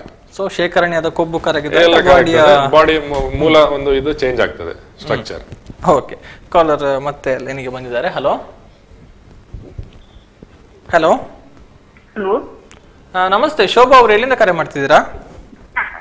ನಾನು ಪುತ್ತೂರು ದರ್ಗದಿಂದ. ಹೇಳಿ ಶೋಭಾ ಅವರೇ, ಮಾತಾಡಿ, ತಮ್ಮ ಪ್ರಶ್ನೆ ಕೇಳಿ. ಡಾಕ್ಟರ್ ಹಲೋ, ನಮಸ್ತೆ ಸರ್. ನಮಸ್ತೆ, ಹೇಳಿ. ಇದು ನನಗೆ ಬೆನ್ನಿನ ಎಂಡ್ ಪಾಯಿಂಟ್ ಉಂಟಲ್ಲ ಸರ್, ಯಾವುದು? ಬೆನ್ನಿನ ಬೆನ್ನಿನ ಎಂಡ್ ಪಾಯಿಂಟ್. ಓಕೆ, ಅದು ನೋವು ಆಯ್ತು. ಅದು ನೋವು ಒಮ್ಮೆ ಮದ್ದು ಮಾಡಿದೆ ನಾನು. ಓಕೆ, ಅದರಲ್ಲಿ ಒಮ್ಮೆ ಕಡಿಮೆ ಆಯ್ತು, ಮತ್ತೆ ಈಗ ನಾನು ಮದ್ದು ತಿಂದಿಲ್ಲ. ಓಕೆ, ಸೊ ನಿಮ್ಮ ಸಮಸ್ಯೆ ಬೆನ್ನಿನ ತುದಿಯಲ್ಲಿ ನೋವು. ಈಗ ಸ್ಟಾರ್ಟ್ ಆಗಿದೆ ವಾಪಸ್. ಓಕೆ, ಅಲ್ಲ ನಿಮಗೆ ಬೊಜ್ಜು ಏನಂದ್ರೆ ನೀವು ಓವರ್ ವೆಯ್ಟ್ ಹಾಗೇನಾದ್ರೂ ಇದ್ದೀರಾ? ಇಲ್ಲ, ನನಗೆ ಒಮ್ಮೆ ಗರ್ಭಕೋಶದ್ದು ಒಮ್ಮೆ ಶಸ್ತ್ರಚಿಕಿತ್ಸೆ ಆಗಿದೆ. ಓಕೆ, ಒಂದು 8 ವರ್ಷ ಆಯ್ತು. ಓಕೆ, ಅದಾದ ನಂತರ ಅಲ್ಲ, ಇದಕ್ಕೆ ನೀವು ಸೂಕ್ತವಾಗಿ ಒಂದು ಎಲುಬು ತಜ್ಞ ಇಲ್ಲ ಸ್ಪೈನ್ ಸರ್ಜನ್ ಅನ್ನ ಸಂದರ್ಶಿಸುವುದು ಸೂಕ್ತ. ಏನು ಕಾರಣ ಅಂತ ಹೇಳಿ. ಒಮ್ಮೆ ಆಯ್ತು, ನಾನು ಕೆಎಂಸಿಗೆ ಬಂದು ಈಶ್ವರ ಕೀರ್ತಿ ಡಾಕ್ಟರ್. ಓಕೆ, ಅದಕ್ಕೆ ಸ್ಕ್ಯಾನಿಂಗ್ ಅಥವಾ MRI ಅಥವಾ ಎಕ್ಸ್ರೇ ಏನಾದ್ರು ಮಾಡಿ ನೋಡಿದ್ದಾರಾ? ಎಕ್ಸ್ರೇ ತೆಗೆದ್ರೆ ಏನಿಲ್ಲ ತೊಂದರೆ ಅಂತ ಹೇಳಿದ್ರು ಅವರು. ಓಕೆ, ಅಲ್ಲದಮ್ಮ, ಅದು ಈಗ ಬರೀ ಈ ನೋವಿಗೆ ಅಂದ್ರೆ ನೀವು ಅದು ಆರ್ಥೋಪೆಡಿಕ್ಸ್ ಎಲುಬು ತಜ್ಞರನ್ನ ಸಂದರ್ಶಿಸುವುದು ಸೂಕ್ತ. ಧನ್ಯವಾದ. ಓಕೆ, ಥ್ಯಾಂಕ್ ಯು ಶೋಭಾ ಅವರೇ. ಇವತ್ತು ಮುಖ್ಯವಾಗಿ ನಾವು ಬೊಜ್ಜಿಗೆ ಸಂಬಂಧಪಟ್ಟ ಹಾಗೆ ಅಥವಾ ಅದರಿಂದ ಬರುವಂತ ಸಮಸ್ಯೆಗಳನ್ನಿದ್ರೆ ಅದಕ್ಕೆ ಪರಿಹಾರಗಳು ಏನು ಅನ್ನುವಂಥ ವಿಚಾರದಲ್ಲಿ ಚರ್ಚೆಯನ್ನ ಮಾಡ್ತಾ ಇದ್ದೇವೆ. ಬಹುಶಃ ತಮಗೆ ಸಂಬಂಧಪಟ್ಟ ವಿಭಾಗದ ಬಗ್ಗೆಯೂ ಕೂಡ ಮುಂದಿನ ದಿನಗಳಲ್ಲಿ ಕಾರ್ಯಕ್ರಮವನ್ನ ಮಾಡ್ತೇವೆ ಅನ್ನುವಂಥದ್ದನ್ನ ಹೇಳ್ತಾ, ಡಾಕ್ಟರ್, ಈಗ ಸರ್ಜರಿ ಇರ್ಬೋದು ಅಥವಾ ಈ ಒಂದು ಬೊಜ್ಜನ್ನ ಕಡಿಮೆ ಮಾಡಿಕೊಳ್ಳುವಂತ ಬಗ್ಗೆ ವಿಚಾರಗಳನ್ನ ಹೇಳಿದ್ರಿ. ಸೊ ಕೊನೆಯದಾಗಿ ಹೇಳೋದಿದ್ರೆ, ಜನರಿಗೆ ಅನೇಕ ವಿಚಾರಗಳಲ್ಲಿ ಗೊಂದಲ ಇರುತ್ತೆ. ಈಗಾಗಲೇ ಹೇಳಿದ ಹಾಗೆ ಆಹಾರ ಡಯಟ್ ಅಲ್ಲಿದ್ರೂ ಬೊಜ್ಜು ಬರ್ತಾ ಇದೆ, ಸಮಸ್ಯೆಗಳು ಕಾಡ್ತಾ ಇದೆ ಅನ್ನುವಂಥದ್ದು. ಸೊ ಇದು ಬರದ ಹಾಗೆ ಯಾವ ರೀತಿ ಅವರು ತಡೆಗಟ್ಟಬಹುದು, ಅಂದ್ರೆ ಅವರ ಹಂತದಲ್ಲಿ, ಅಂದ್ರೆ ಆರಂಭದಲ್ಲಿ ಹೇಗೆ ಅದನ್ನ ತಡೆಗಟ್ಟಬಹುದು ಅನ್ನುವಂಥದ್ದು. ಅದೇ ಒಂದು ಮೆಸೇಜ್ ಜನರಿಗೆ ಕೊಡ್ಬೇಕಂದ್ರೆ ಏನಂದ್ರೆ, ವೈದ್ಯರಾಗಿ ಸಹ ಅಥವಾ ಒಂದು ಸಾಮಾನ್ಯ ನಾಗರಿಕನಾಗಿ, ಈಗ ನಮ್ಮದು ಸಹ ಈಗ ವೈದ್ಯ ವೃತ್ತಿಯಲ್ಲಿ ಸಹ ನಿಮಗೆ ಗೊತ್ತಿರ್ಬೋದು, ತುಂಬಾ ಬಿಸಿ ಶೆಡ್ಯೂಲ್ ಇರ್ತದೆ. ನಮಗೆ ಸಹ ಈಗ ವ್ಯಾಯಾಮ ಮಾಡ್ಲಿಕ್ಕೆ ಅಥವಾ ಜಿಮ್ ಹೋಗ್ಲಿಕ್ಕೆ ಸಮಯ ಇರುವುದು ಭಾರಿ ವಿರಳ, ಅಡ್ಜಸ್ಟ್ ಮಾಡೋದು ಕಷ್ಟ ಆಗುತ್ತೆ. ಬಟ್ ಅಂತದ್ರಲ್ಲಿ ನಾವು ಹೇಗೆ ಮೇಂಟೈನ್ ಮಾಡಬಹುದು ಅಂತ, ಈಗ ನಾನು ಆರಂಭದಲ್ಲಿ ಹೇಳಿದ ಹಾಗೆ, ಈಗ ಎಲ್ಲದರಲ್ಲೂ prevention is better then cure. So ಈಗ ಬೊಜ್ಜುತನವನ್ನ ಕಾಯಿಲೆ ಅಂತ ಹೋಗೋ ಮುಂಚೆನೆ ತಡೆಗಟ್ಟುವುದು ನಮ್ಮ ಕೈಯಲ್ಲಿದೆ. ಸೊ ಈಗ ಡಯಟ್ ಅಂದ್ರೆ ಏನು? ಈಗ ನಾವು ಬರೀ ಈಗ ಸೊಪ್ಪು ತರಕಾರಿ ತಿಂದು ಕ್ಯಾರೆಟ್ ತಿಂದು ಬದುಕಬೇಕು ಅಂತಲ್ಲ, ಅಥವಾ ನಾವು ಬಿರಿಯಾನಿ ತಿನ್ಲಿಕ್ಕೆ ಆಗಲ್ಲ ಅಂತ ಅನ್ನೋದಲ್ಲ. So what they say is, ಈ ಮಾಡರೇಷನ್ ಇಸ್ ದ ಕೀ. ನಮ್ಮ ಜೀವನದಲ್ಲಿ ಎಲ್ಲವೂ ಒಂದು ಮಾಡರೇಟ್ ಲೆವೆಲ್ ಅಲ್ಲಿ ಇರಬೇಕು. ಈಗ ತಿನ್ನುವುದು ಎಲ್ಲವನ್ನೂ ತಿನ್ಬಹುದು, ಸಿಹಿ ತಿನ್ಬಾರ್ದು, ಫ್ರೈ ಮಾಡಿ ತಿನ್ಬಾರ್ದು ಅಲ್ಲ. ಬಟ್ ನೀವು ಎಷ್ಟು ಸತಿ ತಿಂಗಳಲ್ಲಿ, ವಾರದಲ್ಲಿ ಎಷ್ಟು ಸತಿ ಎಷ್ಟು ತಿಂತೀರಾ ಅದು ಮುಖ್ಯ. Moderation, balanced diet important. ನಮ್ಮ ಫುಡ್ ಅಲ್ಲಿ ಎಲ್ಲಾ ಕಾಂಪೊನೆಂಟ್ಗಳು, ಈಗ ತರಕಾರಿ, ಸೊಪ್ಪು, fruits, egg, fish, protein, vegetarian ಅಂದ್ರೆ ದಾಲ್ ಅಂತದ್ದು ಎಲ್ಲವೂ ಆ ಕರೆಕ್ಟ್ ಪ್ರಮಾಣದಲ್ಲಿ ಇರಬೇಕು.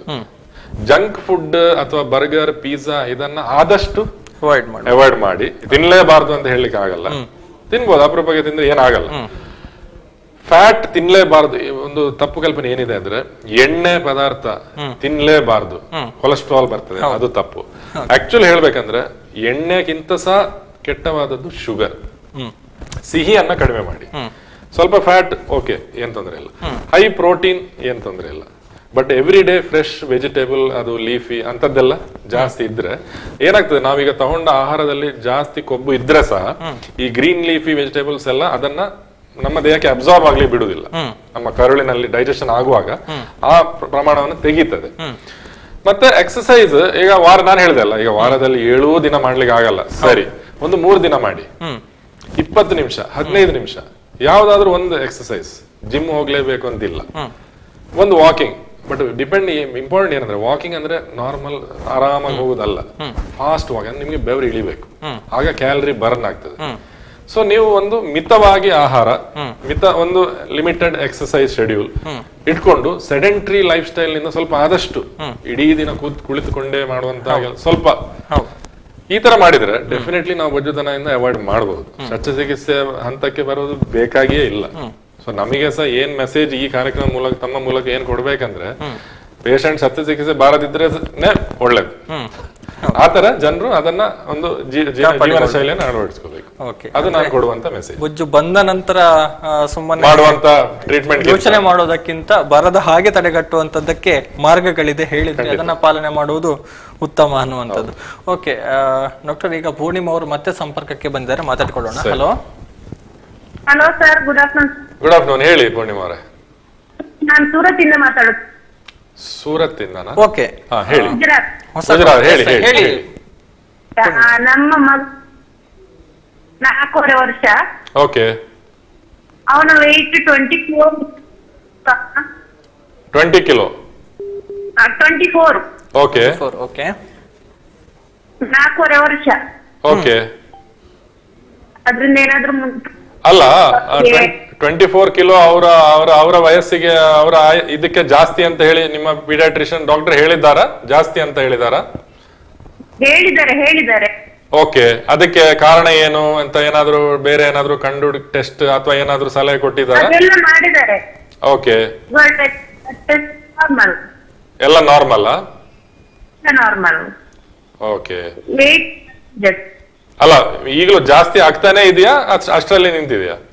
ಇಲ್ಲ, ಅಷ್ಟೇ ಇದೆ. 24. ಅಲ್ಲ, ನಿಮ್ಮ ಫ್ಯಾಮಿಲಿಯಲ್ಲಿ ಆತರ ಏನಾದ್ರು ಬೊಜ್ಜು ಇರುವಂತದ್ದು ಉಂಟಾ? ಇಲ್ಲ ಅಲ್ಲ. ಅಲ್ಲ, ನಾನು ಏನ್ ಸಲಹೆ ಕೊಡ್ತೇನೆ ಅಂದ್ರೆ ಪೂರ್ಣಿಮಾ ಅವರೇ, ಪೀಡಿಯಾಟ್ರಿಕ್ ಎಂಡೋಕ್ರೈನಾಲಜಿಸ್ಟ್ ಅಂತ ಇರ್ತಾರೆ. ಮಕ್ಕಳ ಎಂಡೋಕ್ರೈನಾಲಜಿ ಕನ್ನಡ ಪದ ನನಗೆ ಗೊತ್ತಿಲ್ಲ, ಅಂದ್ರೆ ಎಂಡೋಕ್ರೈನಾಲಜಿಸ್ಟ್ ಅಂತ ಹೇಳ್ತೇವೆ, ಅಂದ್ರೆ ಹಾರ್ಮೋನ್ಗಳ ಡಾಕ್ಟರ್ ಸ್ಪೆಷಲಿಸ್ಟ್. ಅವರನ್ನ ಒಂದು ಅಲ್ಲಿ ಸೂರತ್ ನಲ್ಲಿ ಯಾರು ಅಂತ ಕೇಳಿ ಒಂದು ಸಂಪರ್ಕಿಸುವುದು ಸೂಕ್ತ. ಅಂದ್ರೆ ಊರಲ್ಲಿ ಪುತ್ತೂರಲ್ಲಿ ಸಿಗ್ಲಿಕ್ಕಿಲ್ಲ, ಮಂಗಳೂರಲ್ಲಿ ಇರ್ತಾರೆ. ಹೌದು, ಆಯ್ತಾ? ಸರಿ, ಥ್ಯಾಂಕ್ ಯು. ಧನ್ಯವಾದಗಳು ಪೂರ್ಣಿಮಾ ಅವರೇ, ಕರೆ ಮಾಡಿದ್ದಕ್ಕಾಗಿ. ತಮ್ಮ ಪ್ರಶ್ನೆಗೆ ಉತ್ತರ ದೊರಕಿತು ಅಂತ ಭಾವಿಸ್ತೇವೆ. ಎಸ್, ಕೊನೆಯದಾಗಿ ಹೇಳ್ತಾ ಇದ್ರಿ ಡಾಕ್ಟರ್, ತಮ್ಮ ಒಂದು ಕೊನೆಯ ಸಂದೇಶವನ್ನು ಮುಂದುವರಿಸೋದಿದ್ರೆ. ಹೌದು, ಕೊನೆಯ ಸಂದೇಶ ಒಂದೇ ಲೈನ್ ಹೇಳ್ಬೇಕಂದ್ರೆ, prevention is better than cure and this is not impossible. Impossible ಅನ್ನೋದು ಏನಿಲ್ಲ. ನಮ್ಮ ಜೀವನದಲ್ಲಿ ಅದೇ ಆ ಒಂದು balanced diet, exercise schedule follow ಮಾಡಿಕೊಂಡು, ಮತ್ತೆ ಇನ್ನೊಂದು ಏನಂದ್ರೆ ನಮ್ಮ ಮನಸ್ಸು ದೇಹ ಅದು ಎಲ್ಲ ಲಿಂಕ್ ಆಗಿದೆ. ಈಗ ನಮ್ಮ ದೇಹ ಮತ್ತು ಮನಸ್ಸು ಬೇರೆ ಬೇರೆ ಅಲ್ಲ.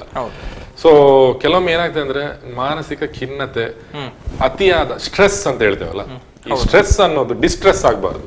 ಸ್ಟ್ರೆಸ್ ಎಲ್ಲರಿಗಿರುತ್ತೆ, ಎಲ್ಲರ ಜೀವನದಲ್ಲಿ ಸ್ಟ್ರೆಸ್ ಇರುತ್ತೆ. ಸ್ಟ್ರೆಸ್ ಬೇಕೇ ಬೇಕು. ಮನುಷ್ಯನ ದೇಹ ಬೆಳಿಲಿಕ್ಕೆ, ಮುಂದೆ ಇದಾಗ್ಲಿಕ್ಕೆ ಸ್ಟ್ರೆಸ್ ಬೇಕು ನಮಗೆ ಎಲ್ಲರಿಗೆ. ಬಟ್ ಅದು ಟೆನ್ಷನ್ ಆಗಿ ಡಿಪ್ರೆಷನ್ ಲೆವೆಲ್ ಹೋಗ್ಬಾರ್ದು, ಅದರಿಂದ ಸಹ ಬೊಜ್ಜುತನ ಬರ್ತದೆ. ಸೊ ನಾವು ಈಗ ಈ ಯೋಗ ಪ್ರಾಣಾಯಾಮ ಎಲ್ಲ ಹೇಳ್ತಾರಲ್ಲ, ಅದೇನಾದ್ರೂ ಮಾಡ್ಲಿಕ್ಕೆ ಆದ್ರೆ ತುಂಬಾ ಒಳ್ಳೇದು. ಅಥವಾ ಅಟ್ ಲೀಸ್ಟ್ ಒಂದು ರಿಲ್ಯಾಕ್ಸೇಷನ್ ಬ್ರೇಕ್ ತಗೊಂಡು ನಮ್ಮ ಜೀವನ ಈ ಬಿಸಿ ಶೆಡ್ಯೂಲ್ ನಿಂದ ಇದೆಲ್ಲ ಮೇಂಟೈನ್ ಮಾಡಿಕೊಂಡು ನಾವು ಒಂದು ಹೆಲ್ದಿ ಲೈಫ್ ಸ್ಟೈಲ್ ಲೀಡ್ ಮಾಡಬಹುದು, ಬೊಜ್ಜುತನದಿಂದ ದೂರ ಇರಬಹುದು. ಓಕೆ, ಕರೆಗಳು ಬರ್ತಾ ಇದೆ. ಸೊ ಕೊನೆಯ ಕರೆಯನ್ನ ಒಂದು ಸ್ವೀಕಾರ ಮಾಡ್ತೇವೆ. ಶಾರದಾ ಅವರು, ಹಲೋ ಹಲೋ ಹಲೋ ಹಲೋ ಹೇಳಿ ಶಾರದಾ ಅವರೇ, ಎಲ್ಲಿಂದ ಕರೆ ಮಾಡ್ತಿದ್ದೀರಾ? ತಮ್ಮ ಉಪ್ಪಿನಂಗಡಿಯಿಂದ. ಹೇಳಿ, ತಮ್ಮ ಪ್ರಶ್ನೆ ಕೇಳಿ, ಡಾಕ್ಟರ್ ಇದ್ದಾರೆ. ಎಸ್, ತಮ್ಮ ಕರೆಯಲ್ಲಿ ತುಂಬಾ ಡಿಸ್ಟರ್ಬೆನ್ಸ್ ಇದೆ, ದಯವಿಟ್ಟು ಮತ್ತೊಮ್ಮೆ ಮುಂದಿನ ಹಂತದಲ್ಲಿ ಪ್ರಯತ್ನಿಸಿ ಅನ್ನುವಂಥದ್ದನ್ನ ಹೇಳ್ತಾ ಧನ್ಯವಾದಗಳು ಕರೆಗಾಗಿ ಶಾರದಾ ಅವರೇ. ಎಸ್, ಕಾರ್ಯಕ್ರಮ ಮುಗಿಸುವಂತ ಸಮಯ ಸಮೀಪಿಸ್ತಾ ಇದೆ. ಬಹುಶಃ ಡಾಕ್ಟರ್ಗೆ ಈಗಾಗಲೇ ಅಲ್ಲಿ ಕ್ಲಿನಿಕಲ್ಲಿ ಕೂಡ ಪೇಷಂಟ್ಗಳು ವೇಟ್ ಮಾಡ್ತಾ ಇದ್ದಾರೆ. ಈ ಹಿನ್ನೆಲೆಯಲ್ಲಿ ಕಾರ್ಯಕ್ರಮವನ್ನು ಇಲ್ಲಿಗೆ ಮುಗಿಸ್ತಾ ಇದ್ದೇವೆ. ಡಾಕ್ಟರ್ ಸಾಕಷ್ಟು ವಿಚಾರವನ್ನ ತಿಳಿಸಿದ್ರಿ. ಅನೇಕರಿಗೆ ಇದ್ದಂತಹ ಗೊಂದಲಗಳು ಬಗೆಹರಿದಿದೆ ಅನ್ನುವಂಥದ್ದನ್ನು ನಾವು ಹೇಳಬಹುದು. ಜೊತೆಗೆ ಹೊಸ ಹೊಸ ವಿಚಾರಗಳನ್ನ ತಿಳಿಸಿದ್ರಿ, ಹೊಸ ಚಿಕಿತ್ಸಾ ಪದ್ಧತಿಯ ಬಗ್ಗೆ ವಿವರಣೆಯನ್ನ ಕೊಟ್ರಿ. ಸೊ ಡಾಕ್ಟರ್ ಅಶ್ವಿನ್ ಆಳ್ವ ಅವರು ಪ್ರತಿ ಗುರುವಾರ ಪುತ್ತೂರು ಆಸುಪಾಸಿನ ಜನತೆಗೆ ಸೇವೆಯನ್ನು ಒದಗಿಸಬೇಕು ಅನ್ನುವಂಥ ನೆಲೆಯಲ್ಲಿ ಉಷಾ ಪಾಲಿಕ್ಲಿನಿಕ್ ನಲ್ಲಿ ಸಂದರ್ಶನಕ್ಕೆ ಲಭ್ಯರಿರ್ತಾರೆ. ಆ ಪಾಲಿಕ್ಲಿನಿಕ್ ನ ನಂಬರಿಗೆ ಕರೆಯನ್ನ ಮಾಡಿ ಆ ಒಂದು ಅಪಾಯಿಂಟ್ಮೆಂಟ್ ಅನ್ನು ಪಡೆದುಕೊಂಡು ಡಾಕ್ಟರ್ ಅನ್ನ ಕನ್ಸಲ್ಟ್ ಮಾಡಬಹುದು. ಆ ಮೂಲಕ ತಮ್ಮೆಲ್ಲರಲ್ಲಿ ಇರುವಂತಹ ಒಂದು ಸಮಸ್ಯೆಗಳಿಗೆ ಪರಿಹಾರವನ್ನ ಕಂಡುಕೊಳ್ಳಬಹುದು. Doctor, thank you so much ಬಂದು ಕಾರ್ಯಕ್ರಮದಲ್ಲಿ ಪಾಲ್ಗೊಂಡು ಸವಿಸ್ತಾರವಾಗಿ ಮಾಹಿತಿಯನ್ನ ತಿಳಿಸಿಕೊಟ್ರಿ. ಸಾಧ್ಯ ಆದರೆ ಮುಂದಿನ ಹಂತಗಳಲ್ಲಿ ಮತ್ತೆ ಕಾರ್ಯಕ್ರಮದ ಮೂಲಕ ಮಾಹಿತಿಯನ್ನ ಕೊಡೋಣ ಅಂತ ಹೇಳ್ತಾ ಥ್ಯಾಂಕ್ ಯು ಒನ್ಸ್ ಅಗೇನ್ ಬಂದು ಕಾರ್ಯಕ್ರಮದಲ್ಲಿ ಪಾಲ್ಗೊಂಡದಕ್ಕಾಗಿ. ವೀಕ್ಷಕರೇ, ಇದು ಇವತ್ತಿನ ವಿಶೇಷ. ಮುಂದಿನ ಹಂತದಲ್ಲಿ ಮುಂದಿನ ಕಾರ್ಯಕ್ರಮದ ಜೊತೆಗೆ ಮತ್ತೆ ಭೇಟಿ ಮಾಡ್ತೀವಿ. ನಿರಂತರವಾದ ಸುದ್ದಿ, ಮಾಹಿತಿ, ಮನೋರಂಜನೆಗಾಗಿ ನೋಡ್ತಾ ಇರಿ ಸುದ್ದಿ ನ್ಯೂಸ್ ಪುತ್ತೂರು. ನಮಸ್ಕಾರ.